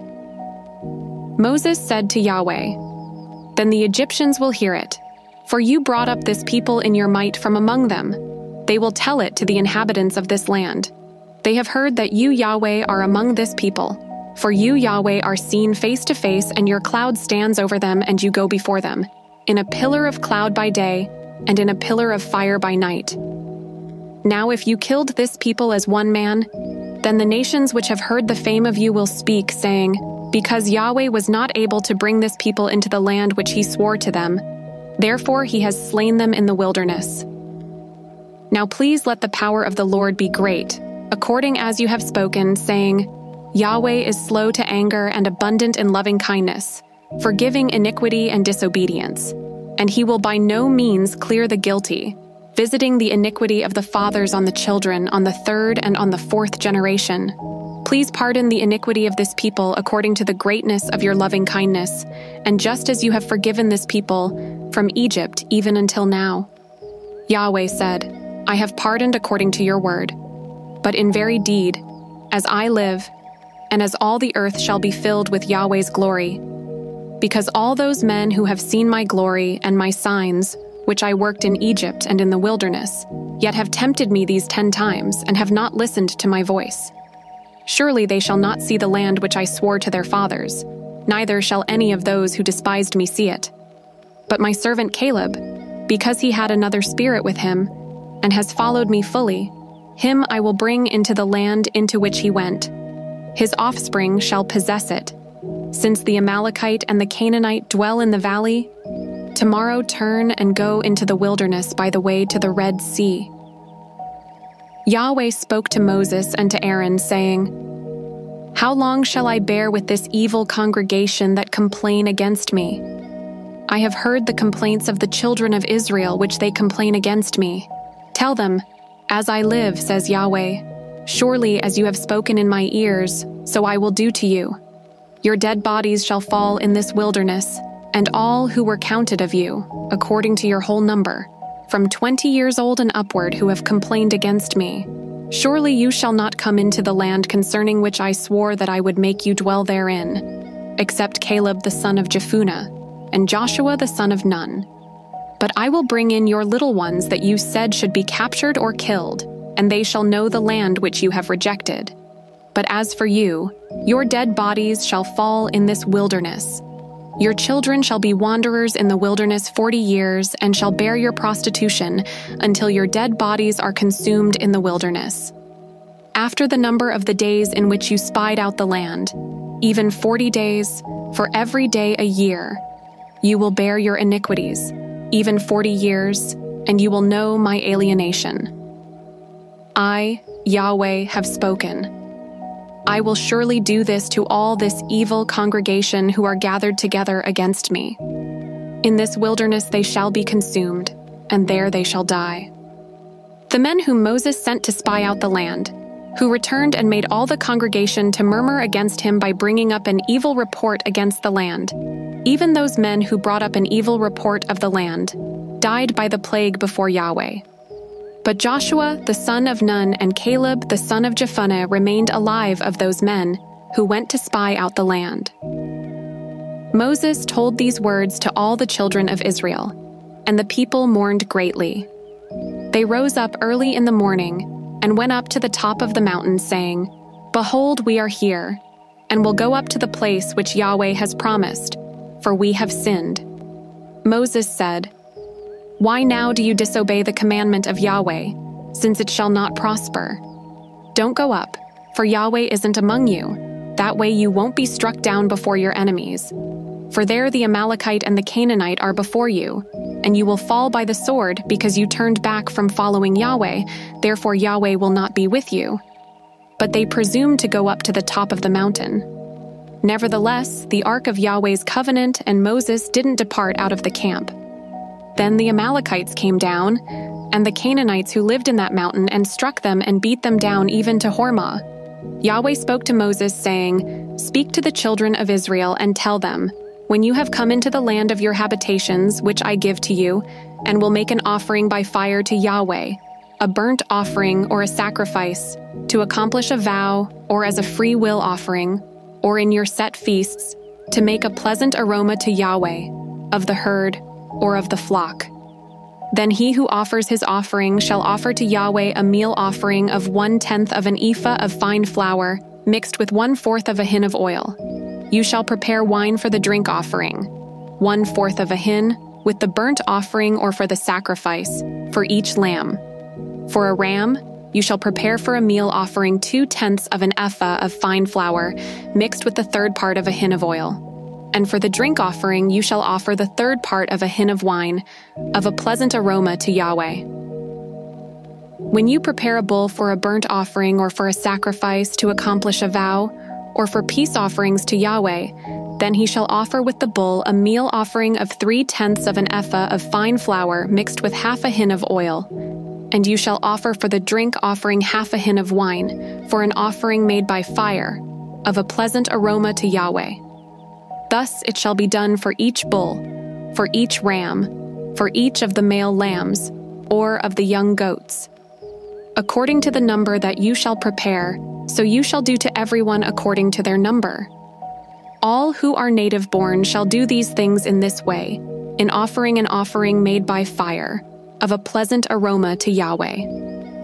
If a stranger lives as a foreigner with you, or whoever may be among you throughout your generations, and will offer an offering made by fire, of a pleasant aroma to Yahweh, as you do, so he shall do. For the assembly, there shall be one statute for you and for the stranger who lives as a foreigner, a statute forever throughout your generations. As you are, so the foreigner shall be before Yahweh. One law and one ordinance shall be for you and for the stranger who lives as a foreigner with you.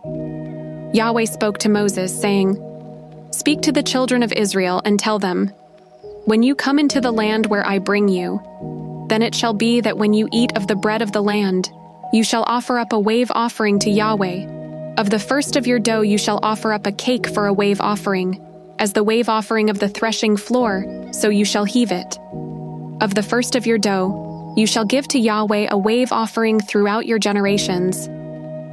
When you err, and don't observe all these commandments which Yahweh has spoken to Moses, even all that Yahweh has commanded you by Moses, from the day that Yahweh gave commandment and onward throughout your generations, then it shall be if it was done unwittingly without the knowledge of the congregation, that all the congregation shall offer one young bull for a burnt offering, for a pleasant aroma to Yahweh with its meal offering and its drink offering according to the ordinance, and one male goat for a sin offering.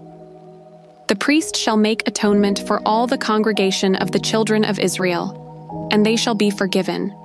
For it was an error, and they have brought their offering, an offering made by fire to Yahweh, and their sin offering before Yahweh, for their error. All the congregation of the children of Israel shall be forgiven, as well as the stranger who lives as a foreigner among them, for with regard to all the people it was done unwittingly. If a person sins unwittingly, then he shall offer a female goat a year old for a sin offering. The priest shall make atonement for the soul who errs when he sins unwittingly before Yahweh. He shall make atonement for him, and he shall be forgiven. You shall have one law for him who does anything unwittingly, for him who is native-born among the children of Israel, and for the stranger who lives as a foreigner among them. But the soul who does anything with a high hand, whether he is native-born or a foreigner, blasphemes Yahweh. That soul shall be cut off from among his people, because he has despised Yahweh's word and has broken his commandment. That soul shall be utterly cut off. His iniquity shall be on him. While the children of Israel were in the wilderness, they found a man gathering sticks on the Sabbath day. Those who found him gathering sticks brought him to Moses and Aaron and to all the congregation. They put him in custody because it had not been declared what should be done to him. Yahweh said to Moses, "The man shall surely be put to death. All the congregation shall stone him with stones outside of the camp." All the congregation brought him outside of the camp and stoned him to death with stones as Yahweh commanded Moses. Yahweh spoke to Moses, saying, "Speak to the children of Israel and tell them that they should make themselves fringes on the borders of their garments throughout their generations, and that they put on the fringe of each border a cord of blue. It shall be to you for a fringe that you may see it and remember all Yahweh's commandments and do them, and that you don't follow your own heart and your own eyes, after which you used to play the prostitute, so that you may remember and do all my commandments and be holy to your God. I am Yahweh your God who brought you out of the land of Egypt to be your God. I am Yahweh your God." Now Korah, the son of Izhar, the son of Kohath, the son of Levi, with Dathan and Abiram, the sons of Eliab, and On, the son of Peleth, sons of Reuben, took some men. They rose up before Moses with some of the children of Israel, 250 princes of the congregation called to the assembly, men of renown. They assembled themselves together against Moses and against Aaron, and said to them, "You take too much on yourself, since all the congregation are holy, every one of them, and Yahweh is among them. Why do you lift yourselves up above Yahweh's assembly?" When Moses heard it, he fell on his face. He said to Korah and to all his company, "In the morning, Yahweh will show who are his and who is holy, and will cause him to come near to him. Even him whom he shall choose, he will cause to come near to him. Do this. Have Korah and all his company take censers, put fire in them, and put incense on them before Yahweh tomorrow. It shall be that the man whom Yahweh chooses, he shall be holy. You have gone too far, you sons of Levi." Moses said to Korah, "Hear now, you sons of Levi. Is it a small thing to you that the God of Israel has separated you from the congregation of Israel, to bring you near to himself, to do the service of Yahweh's tabernacle, and to stand before the congregation to minister to them? And that he has brought you near, and all your brothers the sons of Levi with you? Do you seek the priesthood also? Therefore you and all your company have gathered together against Yahweh. What is Aaron that you complain against him?" Moses sent to call Dathan and Abiram, the sons of Eliab, and they said, "We won't come up. Is it a small thing that you have brought us up out of a land flowing with milk and honey, to kill us in the wilderness? But you must also make yourself a prince over us? Moreover, you haven't brought us into a land flowing with milk and honey, nor given us inheritance of fields and vineyards. Will you put out the eyes of these men? We won't come up." Moses was very angry, and said to Yahweh, "Don't respect their offering. I have not taken one donkey from them, neither have I hurt one of them." Moses said to Korah, "You and all your company go before Yahweh, you and they and Aaron tomorrow. Each man take his censer and put incense on it, and each man bring before Yahweh his censer, 250 censers, you also, and Aaron, each with his censer. They each took his censer, and put fire in it, and laid incense on it, and stood at the door of the tent of meeting with Moses and Aaron. Korah assembled all the congregation opposite them to the door of the tent of meeting. Yahweh's glory appeared to all the congregation. Yahweh spoke to Moses and to Aaron, saying, "Separate yourselves from among this congregation, that I may consume them in a moment." They fell on their faces and said, "God, the God of the spirits of all flesh, shall one man sin, and will you be angry with all the congregation?" Yahweh spoke to Moses, saying, "Speak to the congregation, saying, Get away from around the tent of Korah, Dathan, and Abiram." Moses rose up and went to Dathan and Abiram, and the elders of Israel followed him. He spoke to the congregation, saying, "Depart, please, from the tents of these wicked men, and touch nothing of theirs, lest you be consumed in all their sins." So they went away from the tent of Korah, Dathan, and Abiram on every side. Dathan and Abiram came out and stood at the door of their tents with their wives, their sons, and their little ones. Moses said, "Hereby you shall know that Yahweh has sent me to do all these works, for they are not from my own mind. If these men die the common death of all men, or if they experience what all men experience, then Yahweh hasn't sent me. But if Yahweh makes a new thing, and the ground opens its mouth, and swallows them up with all that belong to them, and they go down alive into Sheol, then you shall understand that these men have despised Yahweh." As he finished speaking all these words, the ground that was under them split apart. The earth opened its mouth and swallowed them up with their households, all of Korah's men and all their goods. So they, and all that belonged to them, went down alive into Sheol. The earth closed on them, and they perished from among the assembly. All Israel that were around them fled at their cry, for they said, "Lest the earth swallow us up." Fire came out from Yahweh, and devoured the 250 men who offered the incense. Yahweh spoke to Moses, saying, "Speak to Eleazar the son of Aaron the priest, that he take up the censers out of the burning, and scatter the fire away from the camp, for they are holy, even the censers of those who sinned against their own lives. Let them be beaten into plates for a covering of the altar, for they offered them before Yahweh. Therefore they are holy. They shall be assigned to the children of Israel." Eleazar the priest took the bronze censers which those who were burned had offered, and they beat them out for a covering of the altar to be a memorial to the children of Israel, to the end that no stranger who isn't of the offspring of Aaron would come near to burn incense before Yahweh, that he not be as Korah and as his company, as Yahweh spoke to him by Moses. But on the next day, all the congregation of the children of Israel complained against Moses and against Aaron, saying, "You have killed Yahweh's people." When the congregation was assembled against Moses and against Aaron, they looked toward the tent of meeting. Behold, the cloud covered it, and Yahweh's glory appeared. Moses and Aaron came to the front of the tent of meeting. Yahweh spoke to Moses, saying, "Get away from among this congregation, that I may consume them in a moment." They fell on their faces. Moses said to Aaron, "Take your censer, put fire from the altar in it, lay incense on it. Carry it quickly to the congregation and make atonement for them. For wrath has gone out from Yahweh. The plague has begun." Aaron did as Moses said, and ran into the middle of the assembly. The plague had already begun among the people. He put on the incense and made atonement for the people. He stood between the dead and the living, and the plague was stayed. Now those who died by the plague were 14,700, in addition to those who died about the matter of Korah. Aaron returned to Moses to the door of the tent of meeting, and the plague was stopped.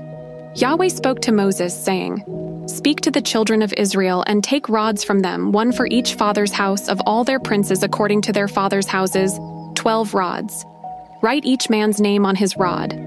You shall write Aaron's name on Levi's rod. There shall be one rod for each head of their father's houses. You shall lay them up in the tent of meeting before the covenant, where I meet with you. It shall happen that the rod of the man whom I shall choose shall bud.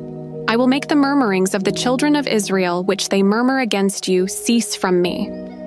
Moses spoke to the children of Israel, and all their princes gave him rods, for each prince one, according to their fathers' houses, a total of 12 rods. Aaron's rod was among their rods. Moses laid up the rods before Yahweh in the tent of the testimony. On the next day, Moses went into the tent of the testimony, and behold, Aaron's rod for the house of Levi had sprouted, budded, produced blossoms, and bore ripe almonds. Moses brought out all the rods from before Yahweh to all the children of Israel. They looked, and each man took his rod. Yahweh said to Moses, "Put back the rod of Aaron before the covenant, to be kept for a token against the children of rebellion, that you may make an end of their complaining against me, that they not die." Moses did so. As Yahweh commanded him, so he did. The children of Israel spoke to Moses, saying, "Behold, we perish. We are undone. We are all undone. Everyone who keeps approaching Yahweh's tabernacle dies. Will we all perish?" Yahweh said to Aaron, "You and your sons and your father's house with you shall bear the iniquity of the sanctuary, and you and your sons with you shall bear the iniquity of your priesthood. Bring your brothers also, the tribe of Levi, the tribe of your father, near with you, that they may be joined to you and minister to you. But you and your sons with you shall be before the tent of the testimony. They shall keep your commands and the duty of the whole tent. Only they shall not come near to the vessels of the sanctuary and to the altar, that they not die, neither they nor you. They shall be joined to you and keep the responsibility of the tent of meeting for all the service of the tent. A stranger shall not come near to you. You shall perform the duty of the sanctuary and the duty of the altar, that there be no more wrath on the children of Israel. Behold, I myself have taken your brothers the Levites from among the children of Israel. They are a gift to you, dedicated to Yahweh to do the service of the tent of meeting. You and your sons with you shall keep your priesthood for everything of the altar, and for that within the veil. You shall serve. I give you the service of the priesthood as a gift.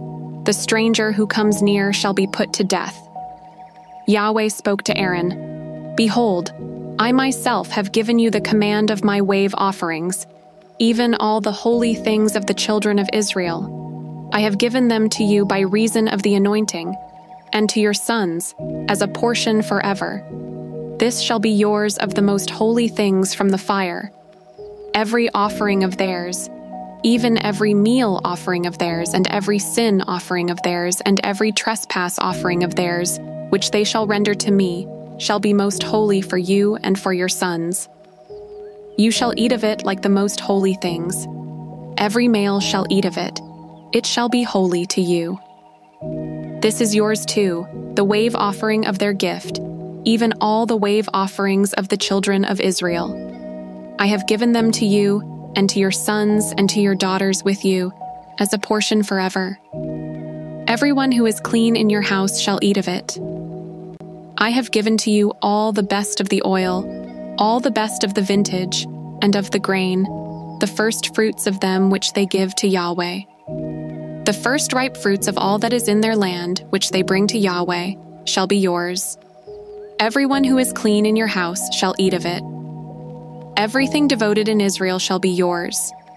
Everything that opens the womb, of all flesh which they offer to Yahweh, both of man and animal, shall be yours. Nevertheless, you shall surely redeem the firstborn of man, and you shall redeem the firstborn of unclean animals. You shall redeem those who are to be redeemed of them from a month old, according to your estimation, for 5 shekels of money, according to the shekel of the sanctuary, which weighs 20 gerahs. But you shall not redeem the firstborn of a cow, or the firstborn of a sheep, or the firstborn of a goat. They are holy. You shall sprinkle their blood on the altar, and shall burn their fat for an offering made by fire, for a pleasant aroma to Yahweh. Their meat shall be yours, as the wave offering breast, and as the right thigh it shall be yours. All the wave offerings of the holy things which the children of Israel offer to Yahweh, I have given you and your sons and your daughters with you, as a portion forever. It is a covenant of salt forever before Yahweh to you and to your offspring with you. Yahweh said to Aaron, "You shall have no inheritance in their land, neither shall you have any portion among them. I am your portion and your inheritance among the children of Israel." To the children of Levi, behold, I have given all the tithe in Israel for an inheritance, in return for their service which they serve, even the service of the tent of meeting. Henceforth the children of Israel shall not come near the tent of meeting, lest they bear sin and die. But the Levites shall do the service of the tent of meeting, and they shall bear their iniquity. It shall be a statute forever throughout your generations. Among the children of Israel they shall have no inheritance. For the tithe of the children of Israel, which they offer as a wave offering to Yahweh, I have given to the Levites for an inheritance. Therefore I have said to them, among the children of Israel they shall have no inheritance. Yahweh spoke to Moses, saying, "Moreover you shall speak to the Levites and tell them, when you take of the children of Israel the tithe which I have given you from them for your inheritance, then you shall offer up a wave offering of it for Yahweh, a tithe of the tithe.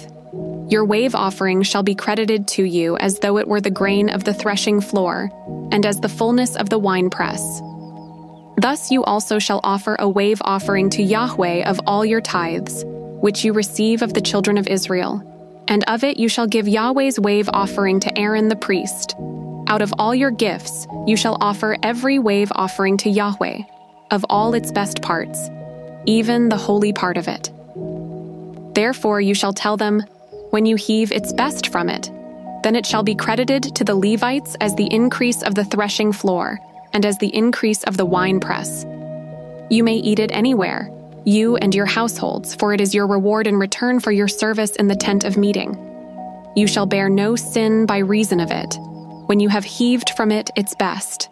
You shall not profane the holy things of the children of Israel, that you not die."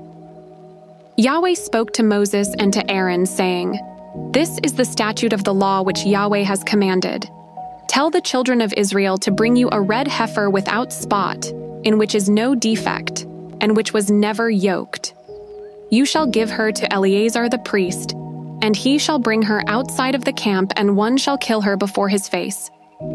Eleazar the priest shall take some of her blood with his finger, and sprinkle her blood toward the front of the tent of meeting 7 times. One shall burn the heifer in his sight, her skin and her meat and her blood with her dung shall he burn. The priest shall take cedar wood, hyssop, and scarlet, and cast it into the middle of the burning of the heifer. Then the priest shall wash his clothes, and he shall bathe his flesh in water, and afterward he shall come into the camp, and the priest shall be unclean until the evening. He who burns her shall wash his clothes in water, and bathe his flesh in water, and shall be unclean until the evening. A man who is clean shall gather up the ashes of the heifer, and lay them up outside of the camp in a clean place. And it shall be kept for the congregation of the children of Israel, for use in water for cleansing impurity. It is a sin offering. He who gathers the ashes of the heifer shall wash his clothes, and be unclean until the evening. It shall be to the children of Israel, and to the stranger who lives as a foreigner among them for a statute forever. He who touches the dead body of any man shall be unclean 7 days. He shall purify himself with water on the 3rd day, and on the 7th day he shall be clean. But if he doesn't purify himself the 3rd day, then the 7th day he shall not be clean. Whoever touches a dead person, the body of a man who has died, and doesn't purify himself, defiles Yahweh's tabernacle. And that soul shall be cut off from Israel. Because the water for impurity was not sprinkled on him, he shall be unclean. His uncleanness is yet on him. This is the law when a man dies in a tent.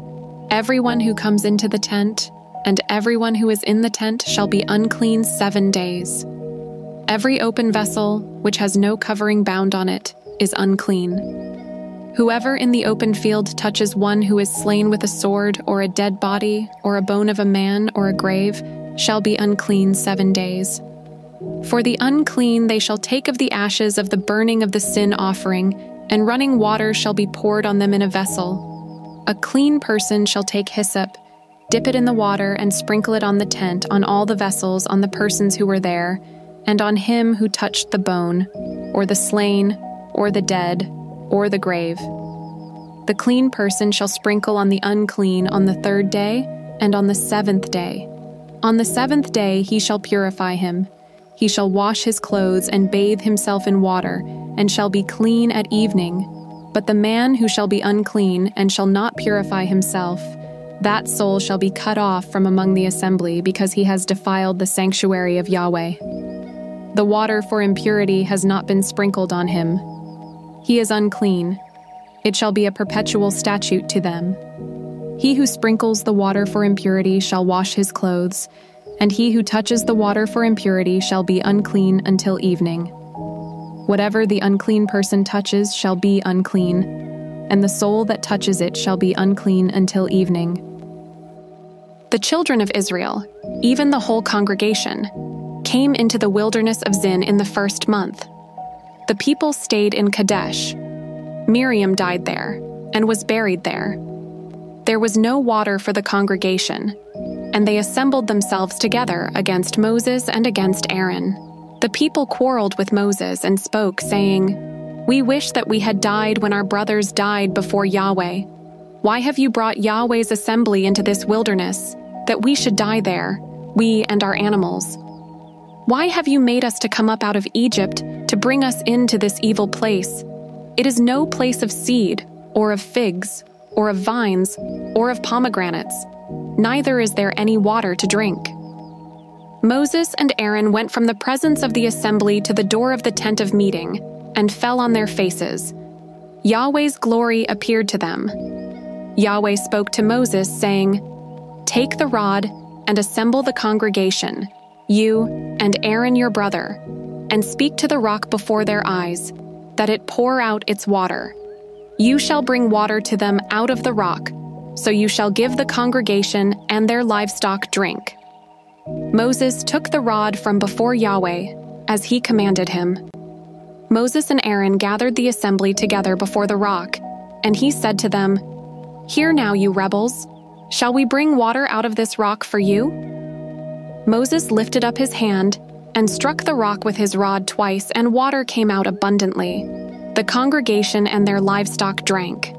Yahweh said to Moses and Aaron, "Because you didn't believe in me, to sanctify me in the eyes of the children of Israel, therefore you shall not bring this assembly into the land which I have given them.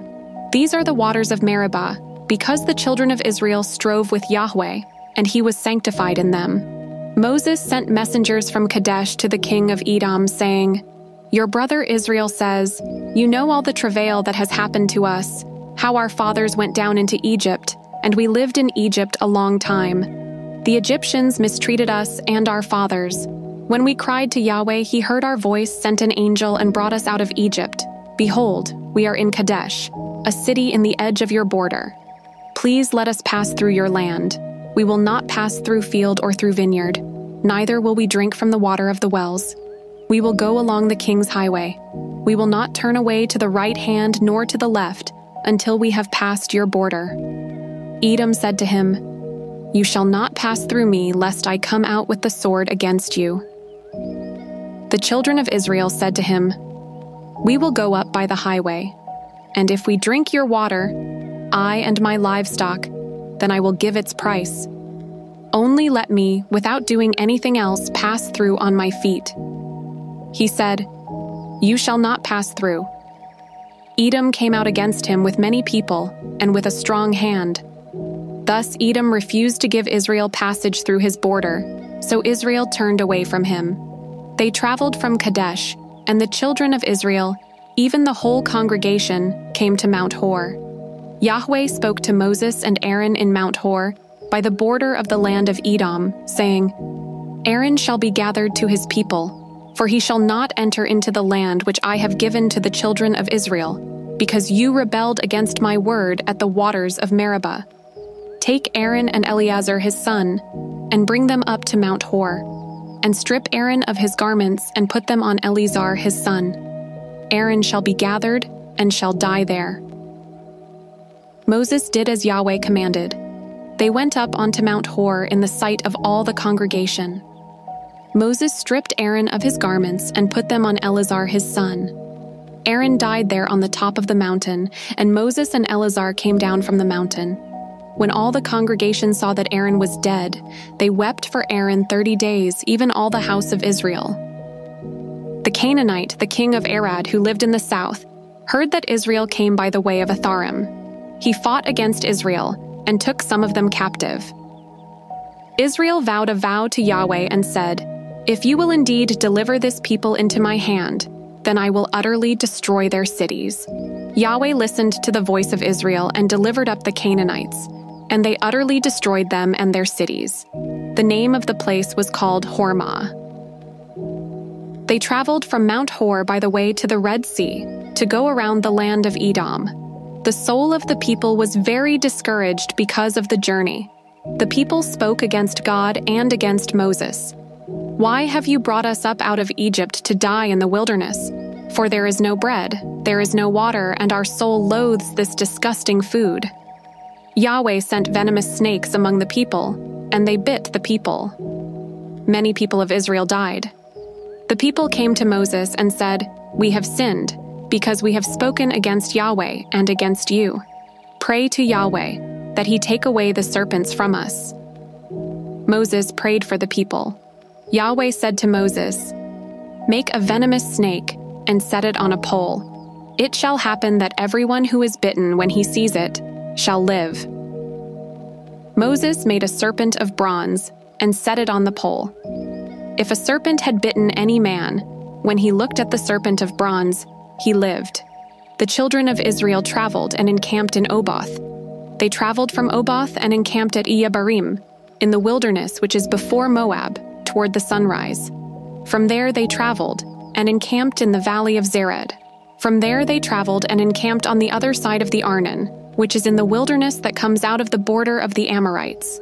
For the Arnon is the border of Moab, between Moab and the Amorites. Therefore it is said in the book of the wars of Yahweh, Vaheb in Suphah, the valleys of the Arnon, the slope of the valleys that incline toward the dwelling of Ar, leans on the border of Moab. From there they traveled to Beer. That is the well of which Yahweh said to Moses, "Gather the people together, and I will give them water."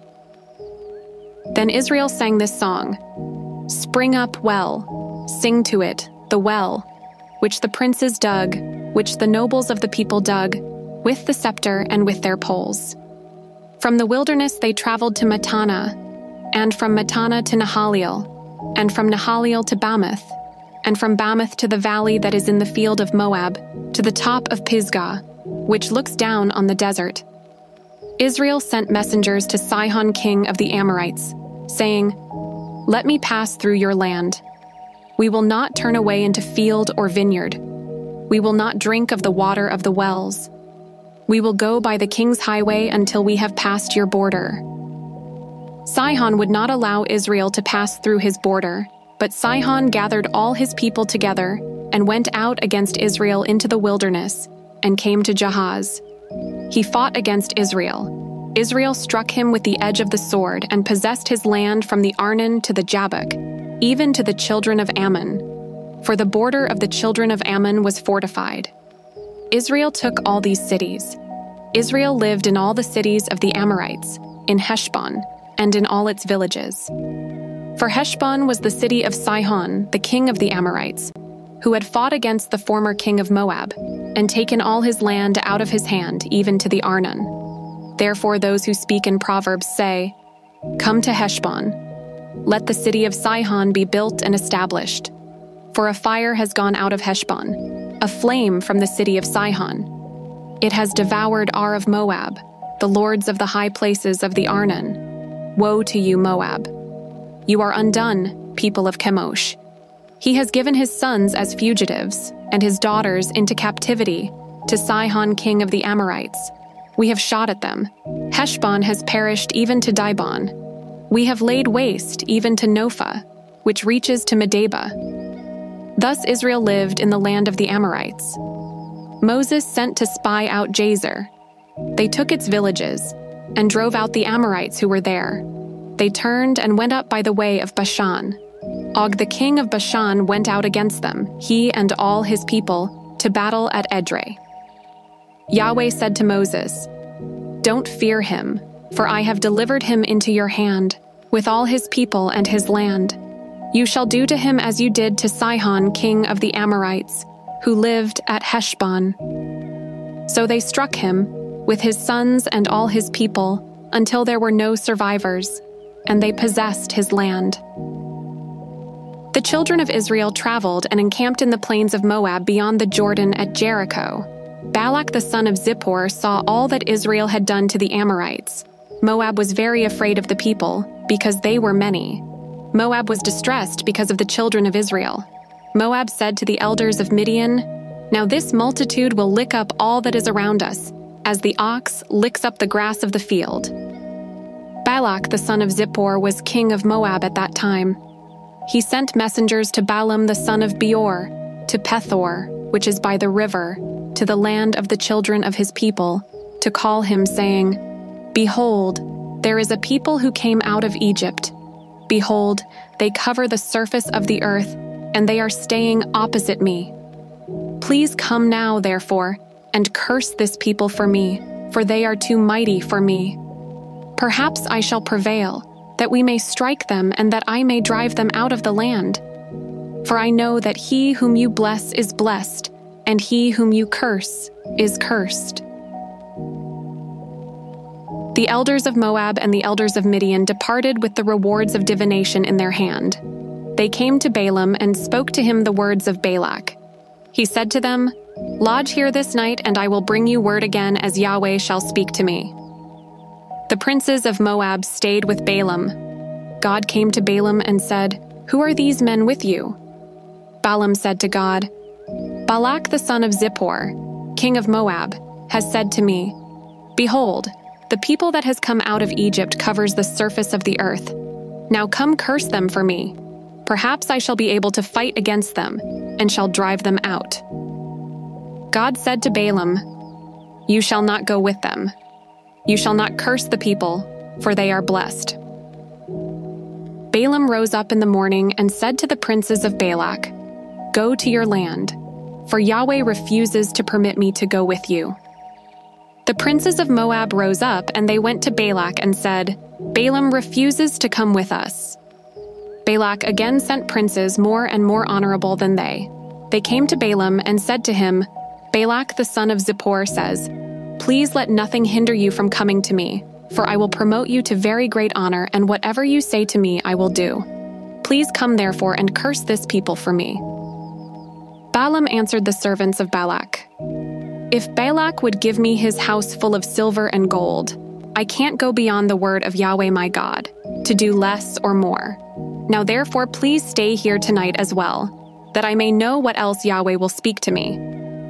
God came to Balaam at night and said to him, "If the men have come to call you, rise up, go with them, but only the word which I speak to you, that you shall do." Balaam rose up in the morning and saddled his donkey and went with the princes of Moab. God's anger burned because he went, and Yahweh's angel placed himself in the way as an adversary against him. Now he was riding on his donkey, and his 2 servants were with him. The donkey saw Yahweh's angel standing in the way, with his sword drawn in his hand, and the donkey turned out of the path and went into the field. Balaam struck the donkey to turn her into the path. Then Yahweh's angel stood in a narrow path between the vineyards, a wall being on this side and a wall on that side. The donkey saw Yahweh's angel, and she thrust herself to the wall and crushed Balaam's foot against the wall. He struck her again. Yahweh's angel went further and stood in a narrow place where there was no way to turn either to the right hand or to the left. The donkey saw Yahweh's angel, and she lay down under Balaam. Balaam's anger burned, and he struck the donkey with his staff. Yahweh opened the mouth of the donkey, and she said to Balaam, "What have I done to you that you have struck me these 3 times?" Balaam said to the donkey, "Because you have mocked me, I wish there were a sword in my hand, for now I would have killed you." The donkey said to Balaam, "Am I not your donkey on which you have ridden all your life long until today? Was I ever in the habit of doing so to you?" He said, "No." Then Yahweh opened the eyes of Balaam, and he saw Yahweh's angel standing in the way, with his sword drawn in his hand. And he bowed his head and fell on his face. Yahweh's angel said to him, "Why have you struck your donkey these 3 times? Behold, I have come out as an adversary, because your way is perverse before me. The donkey saw me and turned away before me these 3 times.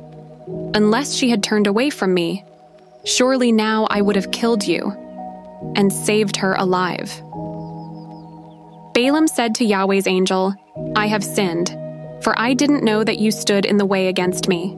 Now therefore, if it displeases you, I will go back again." Yahweh's angel said to Balaam, "Go with the men, but you shall only speak the word that I shall speak to you."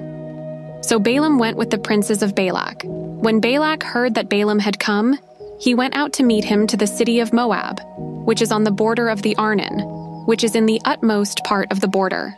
Balak said to Balaam, "Didn't I earnestly send for you to summon you? Why didn't you come to me? Am I not able indeed to promote you to honor?" Balaam said to Balak, "Behold, I have come to you. Have I now any power at all to speak anything? I will speak the word that God puts in my mouth." Balaam went with Balak, and they came to Kiriath-Huzoth. Balak sacrificed cattle and sheep, and sent to Balaam and to the princes who were with him. In the morning, Balak took Balaam and brought him up into the high places of Baal, and he saw from there part of the people. Balaam said to Balak, "Build here 7 altars for me, and prepare here 7 bulls and 7 rams for me." Balak did as Balaam had spoken, and Balak and Balaam offered on every altar a bull and a ram. Balaam said to Balak, "Stand by your burnt offering, and I will go. Perhaps Yahweh will come to meet me. Whatever he shows me, I will tell you." He went to a bare height. God met Balaam, and he said to him, "I have prepared the 7 altars, and I have offered up a bull and a ram on every altar." Yahweh put a word in Balaam's mouth and said, "Return to Balak, and thus you shall speak." He returned to him, and behold, he was standing by his burnt offering, he and all the princes of Moab. He took up his parable and said, "From Aram has Balak brought me, the king of Moab from the mountains of the east. Come curse Jacob for me. Come defy Israel. How shall I curse whom God has not cursed? How shall I defy whom Yahweh has not defied? For from the top of the rocks I see him, from the hills I see him. Behold, it is a people that dwells alone and shall not be listed among the nations. Who can count the dust of Jacob or count the 4th part of Israel? Let me die the death of the righteous, let my last end be like his." Balak said to Balaam, "What have you done to me? I took you to curse my enemies, and behold, you have blessed them altogether." He answered and said, "Must I not take heed to speak that which Yahweh puts in my mouth?" Balak said to him, "Please come with me to another place where you may see them. You shall see just part of them, and shall not see them all. Curse them from there for me." He took him into the field of Zophim, to the top of Pisgah, and built 7 altars, and offered up a bull and a ram on every altar. He said to Balak, "Stand here by your burnt offering, while I meet God over there." Yahweh met Balaam and put a word in his mouth and said, "Return to Balak and say this." He came to him, and behold, he was standing by his burnt offering, and the princes of Moab with him. Balak said to him, "What has Yahweh spoken?" He took up his parable and said, "Rise up, Balak, and hear. Listen to me, you son of Zippor. God is not a man that he should lie, nor a son of man that he should repent. Has he said and he won't do it, or has he spoken and he won't make it good? Behold, I have received a command to bless. He has blessed, and I can't reverse it. He has not seen iniquity in Jacob, neither has he seen perverseness in Israel. Yahweh his God is with him. The shout of a king is among them. God brings them out of Egypt. He has, as it were, the strength of the wild ox.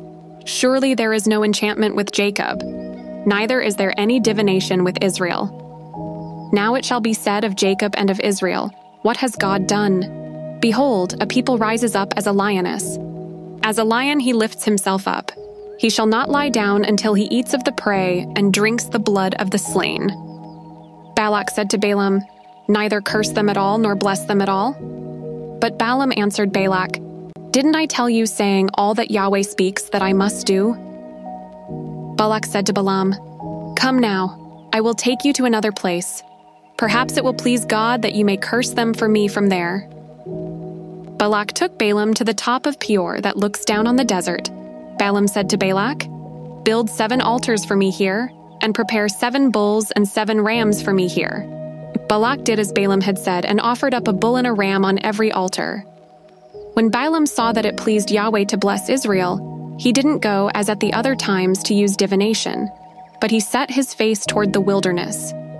Balaam lifted up his eyes, and he saw Israel dwelling according to their tribes, and the Spirit of God came on him. He took up his parable and said, Balaam the son of Beor says, the man whose eyes are open says. He says, who hears the words of God, who sees the vision of the Almighty falling down and having his eyes open. How goodly are your tents, Jacob, and your dwellings, Israel.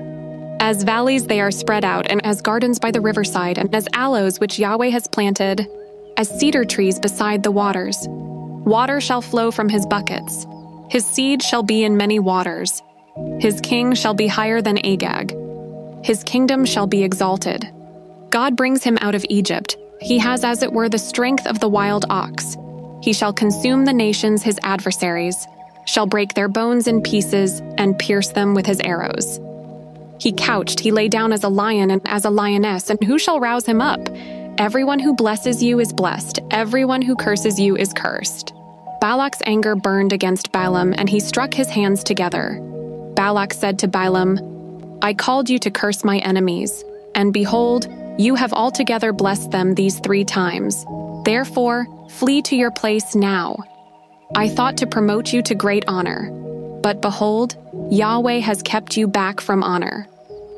Balaam said to Balak, Didn't I also tell your messengers whom you sent to me, saying, If Balak would give me his house full of silver and gold, I can't go beyond Yahweh's word, to do either good or bad from my own mind. I will say what Yahweh says. Now behold, I go to my people. Come, I will inform you what this people shall do to your people in the latter days. He took up his parable and said, Balaam the son of Beor says, the man whose eyes are open says, he says, who hears the words of God, knows the knowledge of the Most High, and who sees the vision of the Almighty falling down and having his eyes open. I see him, but not now. I see him, but not near. A star will come out of Jacob. A scepter will rise out of Israel and shall strike through the corners of Moab and crush all the sons of Sheth. Edom shall be a possession. Seir, his enemy, also shall be a possession, while Israel does valiantly. Out of Jacob shall one have dominion and shall destroy the remnant from the city. He looked at Amalek and took up his parable and said, Amalek was the first of the nations, but his latter end shall come to destruction. He looked at the Kenite and took up his parable and said, Your dwelling place is strong, your nest is set in the rock. Nevertheless, Cain shall be wasted until Asher carries you away captive. He took up his parable and said, Alas, who shall live when God does this? But ships shall come from the coast of Kittim. They shall afflict Asher and shall afflict Eber. He also shall come to destruction. Balaam rose up and went and returned to his place. And Balak also went his way.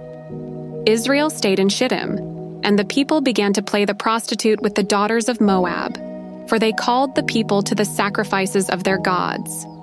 The people ate and bowed down to their gods.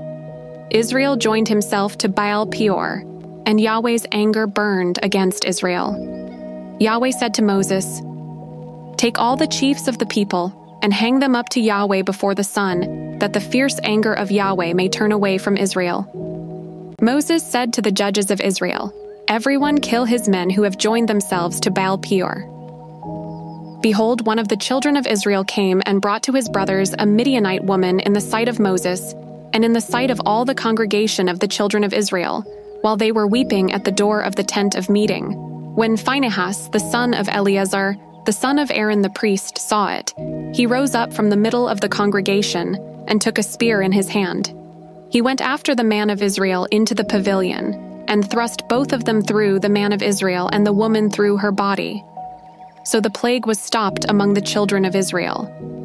Those who died by the plague were 24,000. Yahweh spoke to Moses, saying, Phinehas, the son of Eleazar, the son of Aaron the priest, has turned my wrath away from the children of Israel, in that he was jealous with my jealousy among them, so that I didn't consume the children of Israel in my jealousy. Therefore say, Behold, I give to him my covenant of peace. It shall be to him and to his offspring after him, the covenant of an everlasting priesthood, because he was jealous for his God, and made atonement for the children of Israel. Now the name of the man of Israel that was slain, who was slain with the Midianite woman, was Zimri, the son of Salu, a prince of a father's house among the Simeonites. The name of the Midianite woman who was slain was Cosbi, the daughter of Zur. He was head of the people of a father's house in Midian. Yahweh spoke to Moses, saying, Harass the Midianites and strike them, for they harassed you with their wiles, wherein they have deceived you in the matter of Peor, and in the incident regarding Cosbi, the daughter of the prince of Midian, their sister, who was slain on the day of the plague in the matter of Peor. After the plague, Yahweh spoke to Moses and to Eleazar the son of Aaron the priest, saying, Take a census of all the congregation of the children of Israel, from 20 years old and upward, by their fathers' houses, all who are able to go out to war in Israel. Moses and Eleazar the priest spoke with them in the plains of Moab by the Jordan at Jericho, saying, Take a census from 20 years old and upward, as Yahweh commanded Moses and the children of Israel. These are those who came out of the land of Egypt: Reuben, the firstborn of Israel, the sons of Reuben, of Hanok, the family of the Hanokites, of Palu, the family of the Paluites, of Hezron, the family of the Hezronites, of Carmi, the family of the Carmites. These are the families of the Reubenites, and those who were counted of them were 43,730. The son of Palu, Eliab. The sons of Eliab, Nemuel, Dathan, and Abiram. These are that Dathan and Abiram, who were called by the congregation, who rebelled against Moses and against Aaron in the company of Korah when they rebelled against Yahweh. And the earth opened its mouth and swallowed them up together with Korah when that company died. At the time the fire devoured 250 men, and they became a sign. Notwithstanding, the sons of Korah didn't die. The sons of Simeon after their families, of Nemuel, the family of the Nemuelites, of Jamin, the family of the Jaminites, of Jachin, the family of the Jachinites, of Zerah, the family of the Zerahites, of Shaul, the family of the Shaulites. These are the families of the Simeonites, 22,200. The sons of Gad after their families, of Zephon, the family of the Zephonites, of Haggi, the family of the Haggites, of Shuni, the family of the Shunites, of Ozni, the family of the Oznites, of Eri, the family of the Erites, of Arad, the family of the Aradites, of Areli, the family of the Arelites. These are the families of the sons of Gad, according to those who were counted of them, 40,500. The sons of Judah, and Onan. And Onan died in the land of Canaan. The sons of Judah after their families were of Shelah, the family of the Shelonites, of Perez, the family of the Perizzites, of Zerah, the family of the Zerahites. The sons of Perez were, of Hezron, the family of the Hezronites, of Hamul, the family of the Hamulites. These are the families of Judah, according to those who were counted of them, 76,500. The sons of Issachar after their families, of Tola, the family of the Tolates, of Puvah, the family of the Punites, of Jashub, the family of the Jashubites, of Shimron, the family of the Shimronites. These are the families of Issachar according to those who were counted of them, 64,300. The sons of Zebulun after their families, of Sered, the family of the Seredites, of Elon, the family of the Elonites, of Jaleel, the family of the Jaleelites. These are the families of the Zebulunites according to those who were counted of them, 60,500. The sons of Joseph after their families, Manasseh and Ephraim. The sons of Manasseh of Machir, the family of the Machirites, and Machir became the father of Gilead. Of Gilead, the family of the Gileadites. These are the sons of Gilead. Of Ezer, the family of the Ezerites. Of Helek, the family of the Helekites. And Azriel, the family of the Azrielites. And Shechem, the family of the Shechemites. And Shemida, the family of the Shemidites. And Hepher, the family of the Hepherites. Zelophehad the son of Hepher had no sons, but daughters. And the names of the daughters of Zelophehad were Mahlah, Noah, Hoglah, Milcah, and Tirzah. These are the families of Manasseh. Those who were counted of them were 52,700. These are the sons of Ephraim after their families. Of Shuthelah, the family of the Shuthelahites. Of Becher, the family of the Becherites. Of Tahan, the family of the Tahanites. These are the sons of Shuthelah. Of Eran, the family of the Aaronites. These are the families of the sons of Ephraim, according to those who were counted of them, 32,500. These are the sons of Joseph after their families. The sons of Benjamin after their families. Of Bela, the family of the Belaites. Of Ashbel, the family of the Ashbelites. Of Ahiram, the family of the Ahiramites. Of Shepuphim, the family of the Shuphamites. Of Huppim, the family of the Huphamites. The sons of Bela were Ard and Naaman, the family of the Ardites, and of Naaman, the family of the Naamites. These are the sons of Benjamin after their families, and those who were counted of them were 45,600. These are the sons of Dan after their families. Of Shuham, the family of the Shuhamites. These are the families of Dan after their families. All the families of the Shuhamites, according to those who were counted of them, were 64,400. The sons of Asher after their families. Of Imnah, the family of the Imnites. Of Ishvi, the family of the Ishvites. Of Beriah, the family of the Berites. Of the sons of Beriah. Of Heber, the family of the Heberites. Of Malchal, the family of the Malchelites. The name of the daughter of Asher was Sarah. These are the families of the sons of Asher, according to those who were counted of them, 53,400. The sons of Naphtali after their families. Of Jaziel, the family of the Jazelites. Of Guni, the family of the Gunites. Of Jezer, the family of the Jezerites. Of Shillem, the family of the Shillemites. These are the families of Naphtali according to their families, and those who were counted of them were 45,400. These are those who were counted of the children of Israel, 601,730. Yahweh spoke to Moses, saying, "To these the land shall be divided for an inheritance according to the number of names. To the more you shall give the more inheritance, and to the fewer you shall give the less inheritance. To everyone according to those who were counted of him shall his inheritance be given. Notwithstanding, the land shall be divided by lot. According to the names of the tribes of their fathers they shall inherit.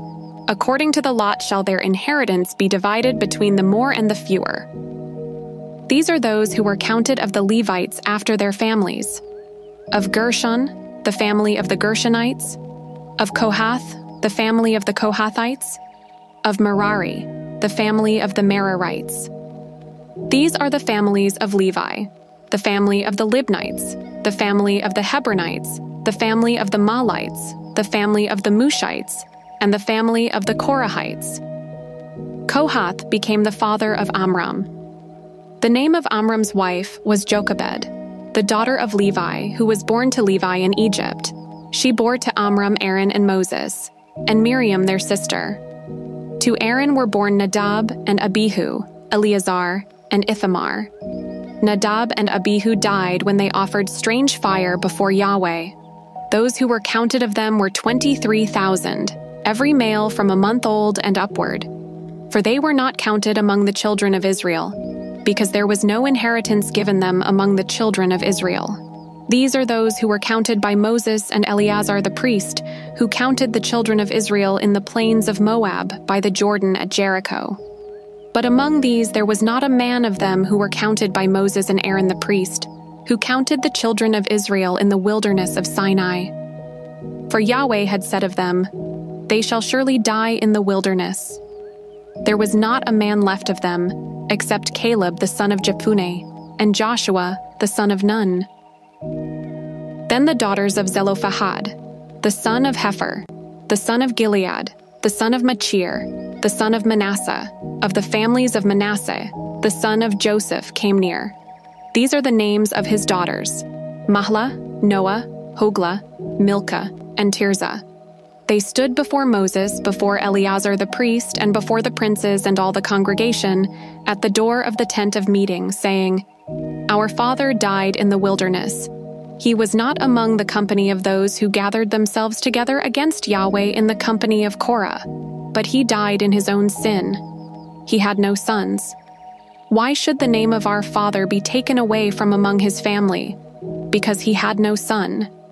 Give to us a possession among the brothers of our father." Moses brought their cause before Yahweh.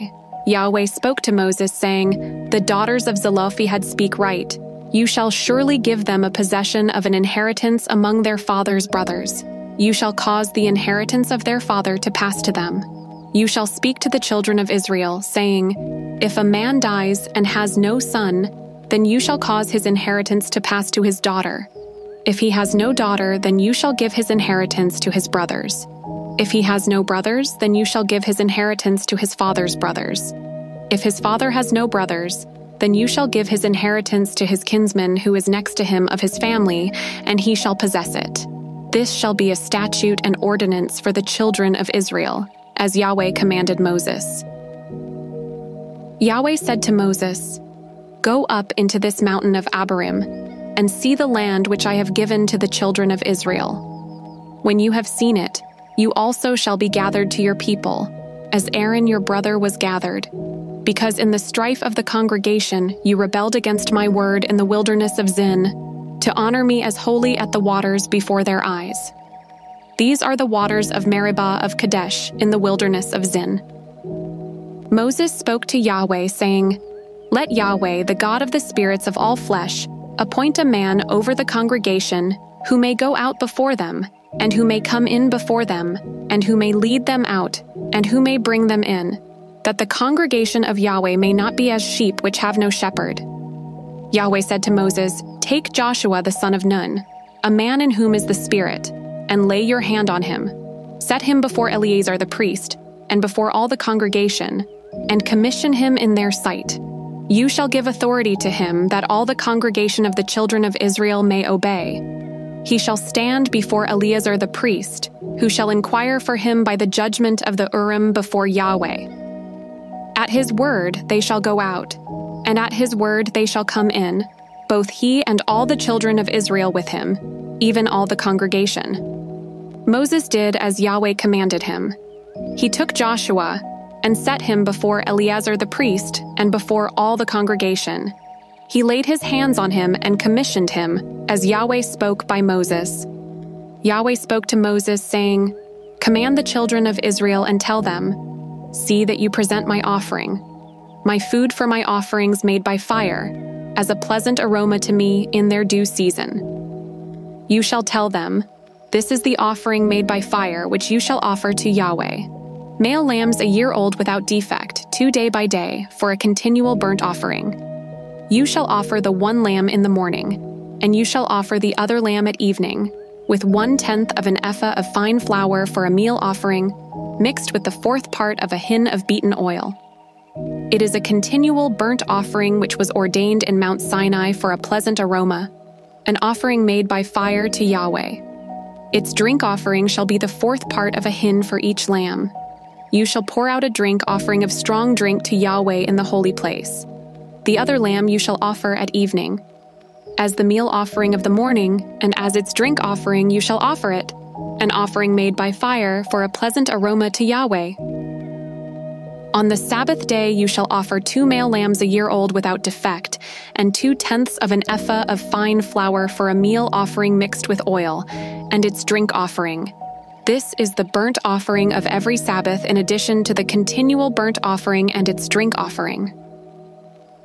In the beginnings of your months, you shall offer a burnt offering to Yahweh: 2 young bulls, 1 ram, 7 male lambs a year old without defect, and 3/10 of an ephah of fine flour for a meal offering mixed with oil for each bull, and 2/10 parts of fine flour for a meal offering mixed with oil for the 1 ram, and 1/10 part of fine flour mixed with oil for a meal offering to every lamb, as a burnt offering of a pleasant aroma, an offering made by fire to Yahweh.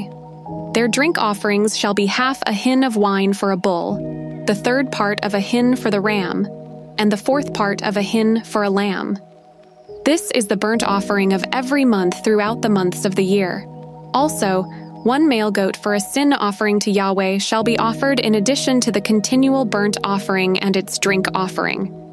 In the 1st month on the 14th day of the month is Yahweh's Passover. On the 15th day of this month shall be a feast. Unleavened bread shall be eaten for 7 days. In the 1st day shall be a holy convocation. You shall do no regular work, but you shall offer an offering made by fire, a burnt offering to Yahweh: 2 young bulls, 1 ram, and 7 male lambs a year old.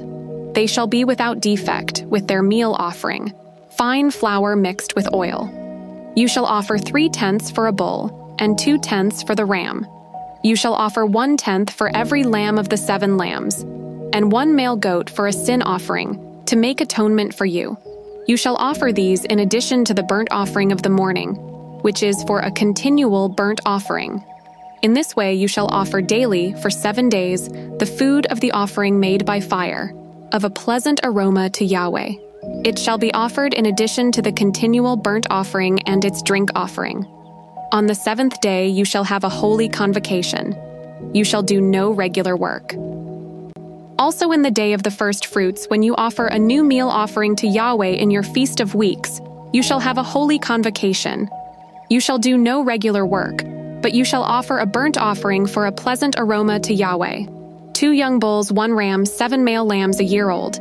And their meal offering, fine flour mixed with oil, 3/10 for each bull, 2/10 for the 1 ram, 1/10 for every lamb of the 7 lambs, and 1 male goat to make atonement for you.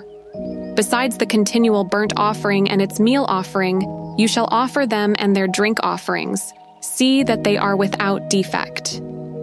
In the 7th month, on the 1st day of the month, you shall have a holy convocation. You shall do no regular work.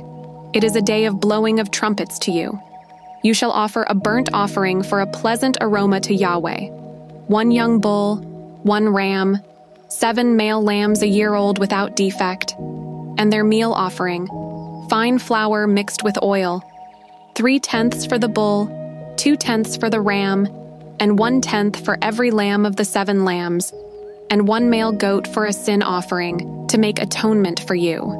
In addition to the burnt offering of the new moon with its meal offering, and the continual burnt offering with its meal offering and their drink offerings according to their ordinance, for a pleasant aroma, an offering made by fire to Yahweh. On the 10th day of the 7th month you shall have a holy convocation. You shall afflict your souls. You shall do no kind of work, but you shall offer a burnt offering to Yahweh for a pleasant aroma: 1 young bull, 1 ram, 7 male lambs a year old, all without defect, and their meal offering, fine flour mixed with oil, 3/10 for the bull, 2/10 for the 1 ram, 1/10 for every lamb of the 7 lambs, 1 male goat for a sin offering, in addition to the sin offering of atonement, and the continual burnt offering and its meal offering and their drink offerings. On the 15th day of the 7th month you shall have a holy convocation. You shall do no regular work. You shall keep a feast to Yahweh 7 days. You shall offer a burnt offering, an offering made by fire of a pleasant aroma to Yahweh: 13 young bulls, 2 rams, 14 male lambs a year old, all without defect, and their meal offering, fine flour mixed with oil, 3/10 for every bull of the 13 bulls, 2/10 for each ram of the 2 rams, and 1/10 for every lamb of the 14 lambs, and 1 male goat for a sin offering, in addition to the continual burnt offering, its meal offering, and its drink offering. On the 2nd day you shall offer 12 young bulls, 2 rams, and 14 male lambs a year old without defect, and their meal offering and their drink offerings for the bulls, for the rams, and for the lambs according to their number, after the ordinance, and 1 male goat for a sin offering, in addition to the continual burnt offering, with its meal offering and their drink offerings. On the 3rd day, 11 bulls, 2 rams, 14 male lambs a year old without defect, and their meal offering and their drink offerings for the bulls, for the rams, and for the lambs according to their number after the ordinance, and 1 male goat for a sin offering in addition to the continual burnt offering and its meal offering and its drink offering. On the 4th day, 10 bulls, 2 rams, 14 male lambs a year old without defect, their meal offering and their drink offerings for the bulls, for the rams, and for the lambs according to their number after the ordinance, and 1 male goat for a sin offering, in addition to the continual burnt offering, its meal offering, and its drink offering. On the 5th day, 9 bulls, 2 rams, 14 male lambs a year old without defect, and their meal offering and their drink offerings for the bulls, for the rams, and for the lambs according to their number after the ordinance, and 1 male goat for a sin offering in addition to the continual burnt offering, and its meal offering, and its drink offering. On the 6th day, 8 bulls, 2 rams, 14 male lambs a year old without defect, and their meal offering and their drink offerings for the bulls, for the rams, and for the lambs, according to their number, after the ordinance, and 1 male goat for a sin offering, in addition to the continual burnt offering, its meal offering, and the drink offerings of it. On the 7th day, 7 bulls, 2 rams, 14 male lambs a year old without defect, and their meal offering and their drink offerings for the bulls, for the rams, and for the lambs, according to their number, after the ordinance, and 1 male goat for a sin offering, in addition to the continual burnt offering, its meal offering, and its drink offering. On the 8th day you shall have a solemn assembly. You shall do no regular work, but you shall offer a burnt offering, an offering made by fire, a pleasant aroma to Yahweh, 1 bull, 1 ram, 7 male lambs a year old without defect. Their meal offering and their drink offerings for the bull, for the ram, and for the lambs shall be according to their number, after the ordinance, and 1 male goat for a sin offering, in addition to the continual burnt offering with its meal offering and its drink offering. You shall offer these to Yahweh in your set feasts, in addition to your vows and your free will offerings, for your burnt offerings, your meal offerings, your drink offerings, and your peace offerings. Moses told the children of Israel according to all that Yahweh commanded Moses. Moses spoke to the heads of the tribes of the children of Israel, saying, "This is the thing which Yahweh has commanded. When a man vows a vow to Yahweh, or swears an oath to bind his soul with a bond, he shall not break his word. He shall do according to all that proceeds out of his mouth.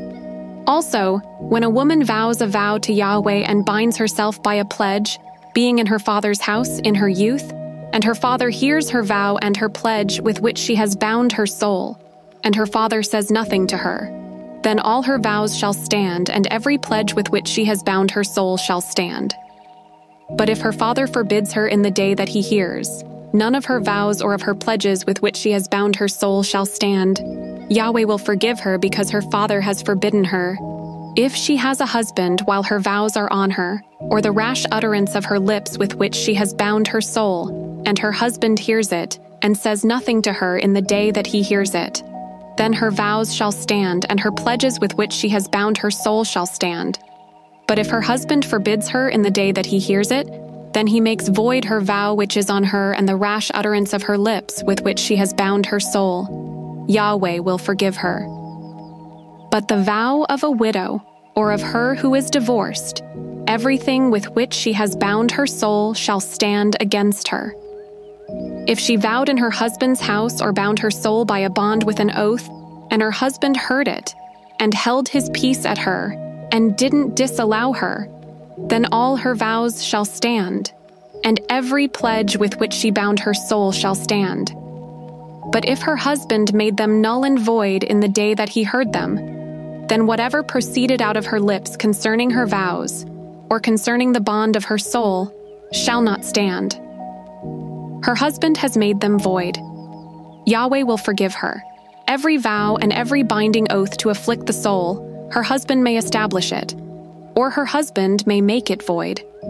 But if her husband says nothing to her from day to day, then he establishes all her vows or all her pledges which are on her. He has established them because he said nothing to her in the day that he heard them. But if he makes them null and void after he has heard them, then he shall bear her iniquity. These are the statutes which Yahweh commanded Moses between a man and his wife, between a father and his daughter, being in her youth, in her father's house. Yahweh spoke to Moses, saying, "Avenge the children of Israel on the Midianites. Afterward you shall be gathered to your people." Moses spoke to the people, saying, "Arm men from among you for war, that they may go against Midian, to execute Yahweh's vengeance on Midian. You shall send 1,000 out of every tribe, throughout all the tribes of Israel, to the war." So there were delivered out of the thousands of Israel 1,000 from every tribe, 12,000 armed for war. Moses sent them, 1,000 of every tribe, to the war with Phinehas the son of Eleazar the priest, to the war with the vessels of the sanctuary and the trumpets for the alarm in his hand. They fought against Midian, as Yahweh commanded Moses. They killed every male. They killed the kings of Midian with the rest of their slain, Evi, Rechem, Zur, Hur, and Reba, the 5 kings of Midian. They also killed Balaam the son of Beor with the sword. The children of Israel took the women of Midian captive with their little ones, and all their livestock, all their flocks, and all their goods they took as plunder. All their cities in the places in which they lived, and all their encampments, they burned with fire. They took all the captives and all the plunder, both of man and of animal. They brought the captives with the prey and the plunder to Moses and to Eleazar the priest, and to the congregation of the children of Israel, to the camp at the plains of Moab, which are by the Jordan at Jericho. Moses and Eleazar the priest, with all the princes of the congregation, went out to meet them outside of the camp. Moses was angry with the officers of the army, the captains of thousands and the captains of hundreds who came from the service of the war. Moses said to them, "Have you saved all the women alive? Behold, these caused the children of Israel through the counsel of Balaam to commit trespass against Yahweh in the matter of Pur. And so the plague was among the congregation of Yahweh. Now therefore kill every male among the little ones, and kill every woman who has known man by lying with him. But all the girls who have not known man by lying with him, keep alive for yourselves. Encamp outside of the camp for 7 days. Whoever has killed any person, and whoever has touched any slain, purify yourselves on the 3rd day and on the 7th day, you and your captives. You shall purify every garment and all that is made of skin and all work of goat's hair and all things made of wood." Eleazar the priest said to the men of war who went to the battle, "This is the statute of the law which Yahweh has commanded Moses. However, the gold and the silver, the bronze, the iron, the tin, and the lead, everything that may withstand the fire you shall make to go through the fire, and it shall be clean. Nevertheless, it shall be purified with the water for impurity. All that doesn't withstand the fire you shall make to go through the water. You shall wash your clothes on the 7th day, and you shall be clean. Afterward you shall come into the camp." Yahweh spoke to Moses, saying, "Count the plunder that was taken, both of man and of animal, you and Eleazar the priest, and the heads of the fathers' households of the congregation, and divide the plunder into 2 parts, between the men skilled in war, who went out to battle, and all the congregation. Levy a tribute to Yahweh of the men of war who went out to battle, 1 soul of 500, of the persons, of the cattle, of the donkeys, and of the flocks. Take it from their half and give it to Eleazar the priest for Yahweh's wave offering. Of the children of Israel's half, you shall take 1 drawn out of every 50, of the persons, of the cattle, of the donkeys, and of the flocks, of all the livestock, and give them to the Levites, who perform the duty of Yahweh's tabernacle." Moses and Eleazar the priest did as Yahweh commanded Moses. Now the plunder, over and above the booty which the men of war took, was 675,000 sheep, 72,000 head of cattle, 61,000 donkeys, and 32,000 persons in all, of the women who had not known man by lying with him.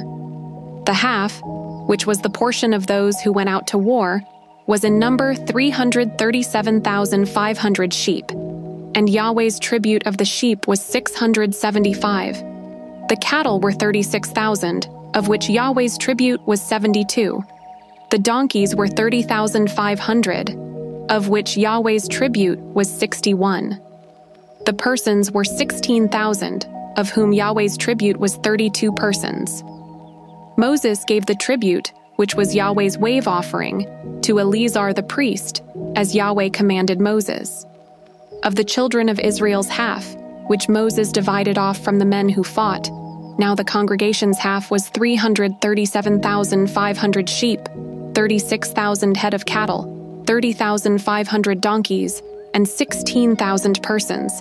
Even of the children of Israel's half, Moses took one drawn out of every 50, both of man and of animal, and gave them to the Levites, who performed the duty of Yahweh's tabernacle, as Yahweh commanded Moses. The officers who were over the thousands of the army, the captains of thousands, and the captains of hundreds, came near to Moses. They said to Moses, "Your servants have taken the sum of the men of war who are under our command, and there lacks not one man of us. We have brought Yahweh's offering, what every man found, gold ornaments, armlets, bracelets, signet rings, earrings, and necklaces, to make atonement for our souls before Yahweh." Moses and Eleazar the priest took their gold, even all worked jewels. All the gold of the wave offering that they offered up to Yahweh, of the captains of thousands and of the captains of hundreds, was 16,750 shekels. The men of war had taken booty, every man for himself. Moses and Eleazar the priest took the gold of the captains of thousands and of hundreds, and brought it into the tent of meeting for a memorial for the children of Israel before Yahweh. Now the children of Reuben and the children of Gad had a very great multitude of livestock. They saw the land of Jazer and the land of Gilead. Behold, the place was a place for livestock. Then the children of Gad and the children of Reuben came and spoke to Moses, and to Eleazar the priest, and to the princes of the congregation, saying, Ataroth, Dibon, Jazer, Nimrah, Heshbon, Elealeh, Sebam, Nebo, and Bayon. The land which Yahweh struck before the congregation of Israel is a land for livestock, and your servants have livestock.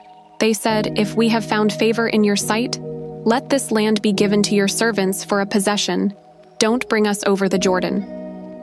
Moses said to the children of Gad and to the children of Reuben, "Shall your brothers go to war while you sit here? Why do you discourage the heart of the children of Israel from going over into the land which Yahweh has given them? Your fathers did so when I sent them from Kadesh Barnea to see the land. For when they went up to the valley of Eshcol and saw the land, they discouraged the heart of the children of Israel, that they should not go into the land which Yahweh had given them. Yahweh's anger burned in that day, and he swore, saying, Surely none of the men who came up out of Egypt, from 20 years old and upward, shall see the land which I swore to Abraham, to Isaac, and to Jacob, because they have not wholly followed me, except Caleb the son of Jephunneh the Kenizzite, and Joshua the son of Nun, because they have followed Yahweh completely. Yahweh's anger burned against Israel, and he made them wander back and forth in the wilderness 40 years, until all the generation who had done evil in Yahweh's sight was consumed. Behold, you have risen up in your father's place an increase of sinful men to increase the fierce anger of Yahweh toward Israel. For if you turn away from after him, he will yet again leave them in the wilderness, and you will destroy all these people. They came near to him and said, We will build sheepfolds here for our livestock, and cities for our little ones. But we ourselves will be ready armed to go before the children of Israel, until we have brought them to their place. Our little ones shall dwell in the fortified cities because of the inhabitants of the land. We will not return to our houses until the children of Israel have all received their inheritance. For we will not inherit with them on the other side of the Jordan and beyond, because our inheritance has come to us on this side of the Jordan eastward. Moses said to them, If you will do this thing, if you will arm yourselves to go before Yahweh to the war, and every one of your armed men will pass over the Jordan before Yahweh, until he has driven out his enemies from before him, and the land is subdued before Yahweh. Then afterward you shall return and be clear of obligation to Yahweh and to Israel. Then this land shall be your possession before Yahweh. But if you will not do so, behold, you have sinned against Yahweh, and be sure your sin will find you out.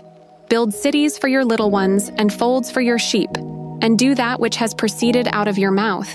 The children of Gad and the children of Reuben spoke to Moses, saying, Your servants will do as my Lord commands.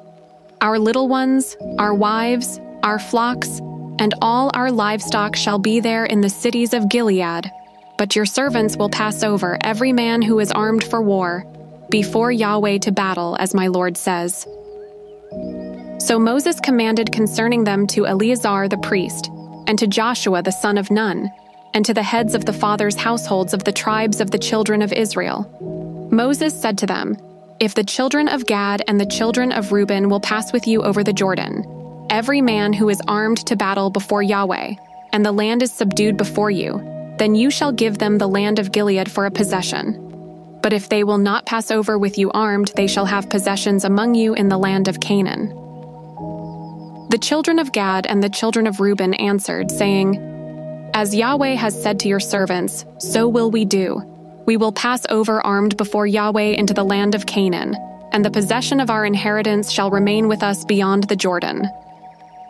Moses gave to them even to the children of Gad, and to the children of Reuben, and to the half-tribe of Manasseh the son of Joseph, the kingdom of Sihon king of the Amorites, and the kingdom of Og king of Bashan, the land according to its cities and borders, even the cities of the surrounding land. The children of Gad built Dibon, Adaroth, Aroer, Atroth-Shophan, Jazer, Jogbehah, Beth-Nimrah, and Beth-Haran, fortified cities and folds for sheep. The children of Reuben built Heshbon, Elealeh, Kiriathaim, Nebo, and Baal-Meon, their names being changed, and Sibmah. They gave other names to the cities which they built. The children of Machir, the son of Manasseh, went to Gilead, took it, and dispossessed the Amorites who were therein. Moses gave Gilead to Machir, the son of Manasseh, and he lived therein. Jair, the son of Manasseh, went and took its villages, and called them Havoth-Jair. Nobah went and took Kenath and its villages, and called it Nobah after his own name. These are the journeys of the children of Israel, when they went out of the land of Egypt by their armies under the hand of Moses and Aaron. Moses wrote the starting points of their journeys by the commandment of Yahweh. These are their journeys according to their starting points. They traveled from Ramesses in the first month on the 15th day of the first month. On the next day after the Passover, the children of Israel went out with a high hand in the sight of all the Egyptians, while the Egyptians were burying all their firstborn, whom Yahweh had struck among them. Yahweh also executed judgments on their gods. The children of Israel traveled from Ramesses and encamped in Succoth. They traveled from Succoth and encamped in Etham, which is in the edge of the wilderness. They traveled from Etham and turned back to Pihahiroth, which is before Baal-Zephon, and they encamped before Migdol. They traveled from before Hahiroth and crossed through the middle of the sea into the wilderness. They went 3 days' journey in the wilderness of Etham and encamped in Marah. They traveled from Marah and came to Elim. In Elim, there were 12 springs of water and 70 palm trees, and they encamped there. They traveled from Elim and encamped by the Red Sea. They traveled from the Red Sea and encamped in the wilderness of Sin. They traveled from the wilderness of Sin and encamped in Dophkah. They traveled from Dophkah and encamped in Alush. They traveled from Alush and encamped in Rephidim, where there was no water for the people to drink. They traveled from Rephidim and encamped in the wilderness of Sinai. They traveled from the wilderness of Sinai and encamped in Kibroth Hattava. They traveled from Kibroth Hattava and encamped in Hazeroth. They traveled from Hazeroth and encamped in Rithmah. They traveled from Rithmah and encamped in Rimmon Perez. They traveled from Rimmon Perez and encamped in Libnah. They traveled from Libnah and encamped in Rissah. They traveled from Rissah and encamped in Kehelatha. They traveled from Kehelatha and encamped in Mount Sheper. They traveled from Mount Sheper and encamped in Harada. They traveled from Harada and encamped in Makaloth. They traveled from Makaloth and encamped in Tahath. They traveled from Tahath and encamped in Terah. They traveled from Terah and encamped in Mithkah. They traveled from Mithkah and encamped in Hashmonah. They traveled from Hashmonah and encamped in Moseroth. They traveled from Moseroth and encamped in Bene Yaakan. They traveled from Bene Yaakan and encamped in Hor Haggidgad. They traveled from Hor Haggidgad and encamped in Jotbatha. They traveled from Jotbatha and encamped in Abranah. They traveled from Abranah and encamped in Etzion Geber. They traveled from Etzion Geber and encamped at Kadesh in the wilderness of Zin. They traveled from Kadesh and encamped in Mount Hor, in the edge of the land of Edom. Aaron the priest went up into Mount Hor at the commandment of Yahweh and died there, in the 40th year after the children of Israel had come out of the land of Egypt, in the 5th month, on the 1st day of the month. Aaron was 123 years old when he died in Mount Hor. The Canaanite king of Arad, who lived in the south in the land of Canaan, heard of the coming of the children of Israel. They traveled from Mount Hor and encamped in Zalmonah. They traveled from Zalmonah and encamped in Punon. They traveled from Punon and encamped in Oboth. They traveled from Oboth and encamped in Iye-Abarim, in the border of Moab. They traveled from Iyim and encamped in Dibon-Gad. They traveled from Dibon-Gad and encamped in Almon-Diblathaim. They traveled from Almon-Diblathaim and encamped in the mountains of Abarim, before Nebo. They traveled from the mountains of Abarim and encamped in the plains of Moab by the Jordan at Jericho. They encamped by the Jordan, from Beth Jeshimoth even to Abel Shittim in the plains of Moab. Yahweh spoke to Moses in the plains of Moab by the Jordan at Jericho, saying, "Speak to the children of Israel and tell them, when you pass over the Jordan into the land of Canaan, then you shall drive out all the inhabitants of the land from before you, destroy all their stone idols, destroy all their molten images, and demolish all their high places. You shall take possession of the land and dwell therein, for I have given the land to you to possess it. You shall inherit the land by lot according to your families. To the larger groups you shall give a larger inheritance, and to the smaller you shall give a smaller inheritance. Wherever the lot falls to any man, that shall be his.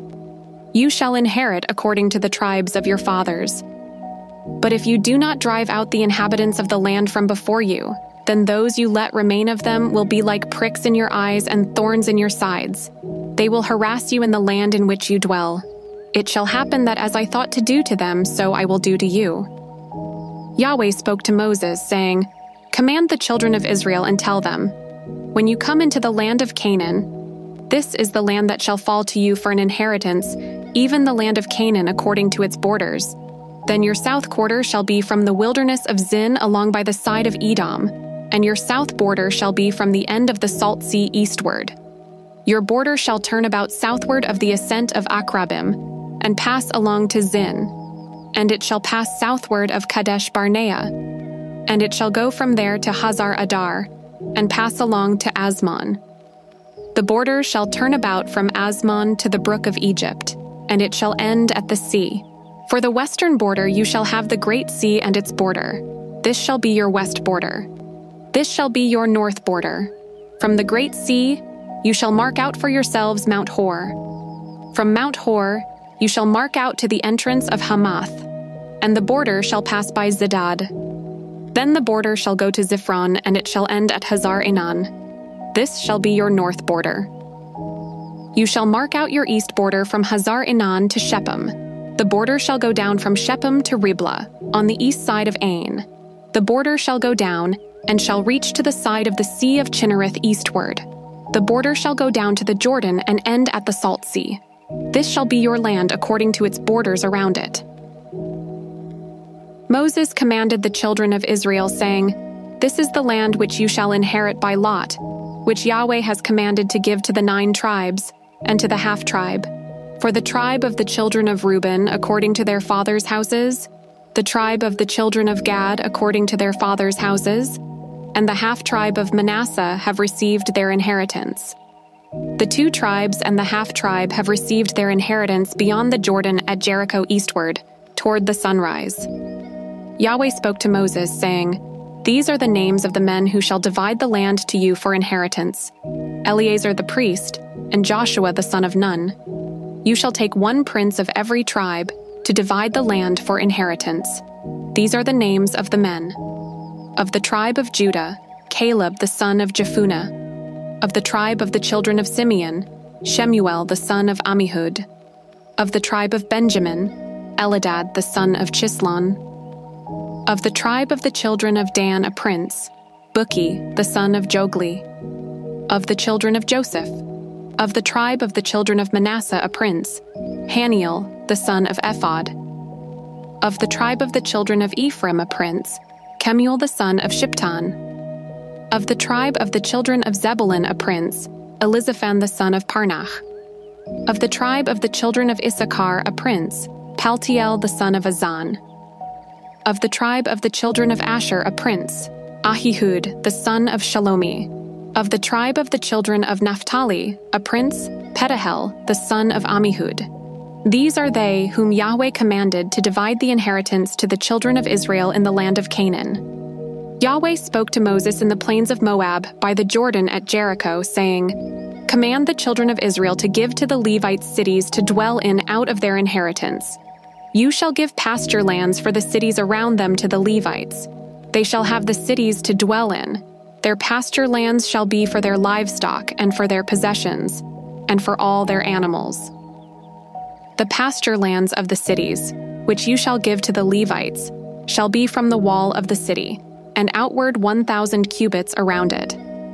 You shall measure outside of the city for the east side 2,000 cubits, and for the south side 2,000 cubits, and for the west side 2,000 cubits, and for the north side 2,000 cubits, the city being in the middle.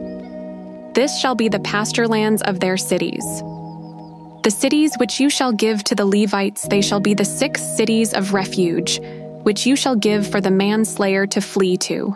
Besides them, you shall give 42 cities. All the cities which you shall give to the Levites shall be 48 cities together with their pasture lands.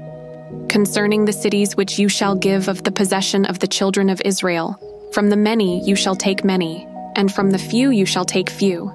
Everyone according to his inheritance which he inherits shall give some of his cities to the Levites. Yahweh spoke to Moses, saying, "Speak to the children of Israel, and tell them, when you pass over the Jordan into the land of Canaan, then you shall appoint for yourselves cities to be cities of refuge for you, that the manslayer who kills any person unwittingly may flee there. The cities shall be for your refuge from the avenger, that the manslayer not die until he stands before the congregation for judgment.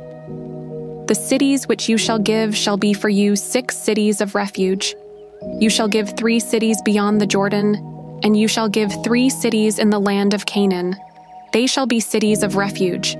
These 6 cities shall be refuge for the children of Israel, for the stranger, and for the foreigner living among them, that everyone who kills any person unwittingly may flee there. But if he struck him with an instrument of iron so that he died, he is a murderer. The murderer shall surely be put to death. If he struck him with a stone in the hand, by which a man may die, and he died, he is a murderer. The murderer shall surely be put to death.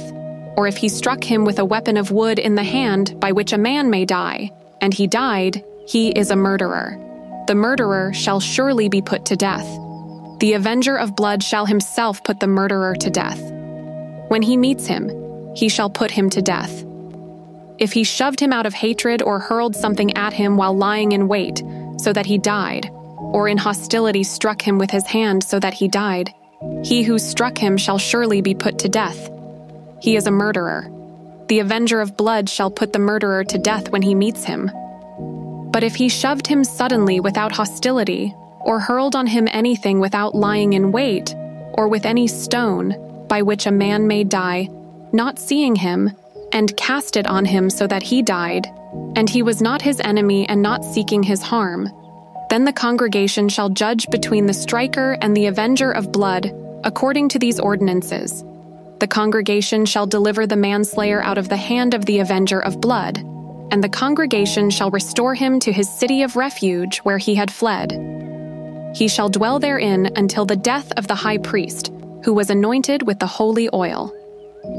But if the manslayer shall at any time go beyond the border of his city of refuge where he flees, and the avenger of blood finds him outside of the border of his city of refuge, and the avenger of blood kills the manslayer, he shall not be guilty of blood because he should have remained in his city of refuge until the death of the high priest.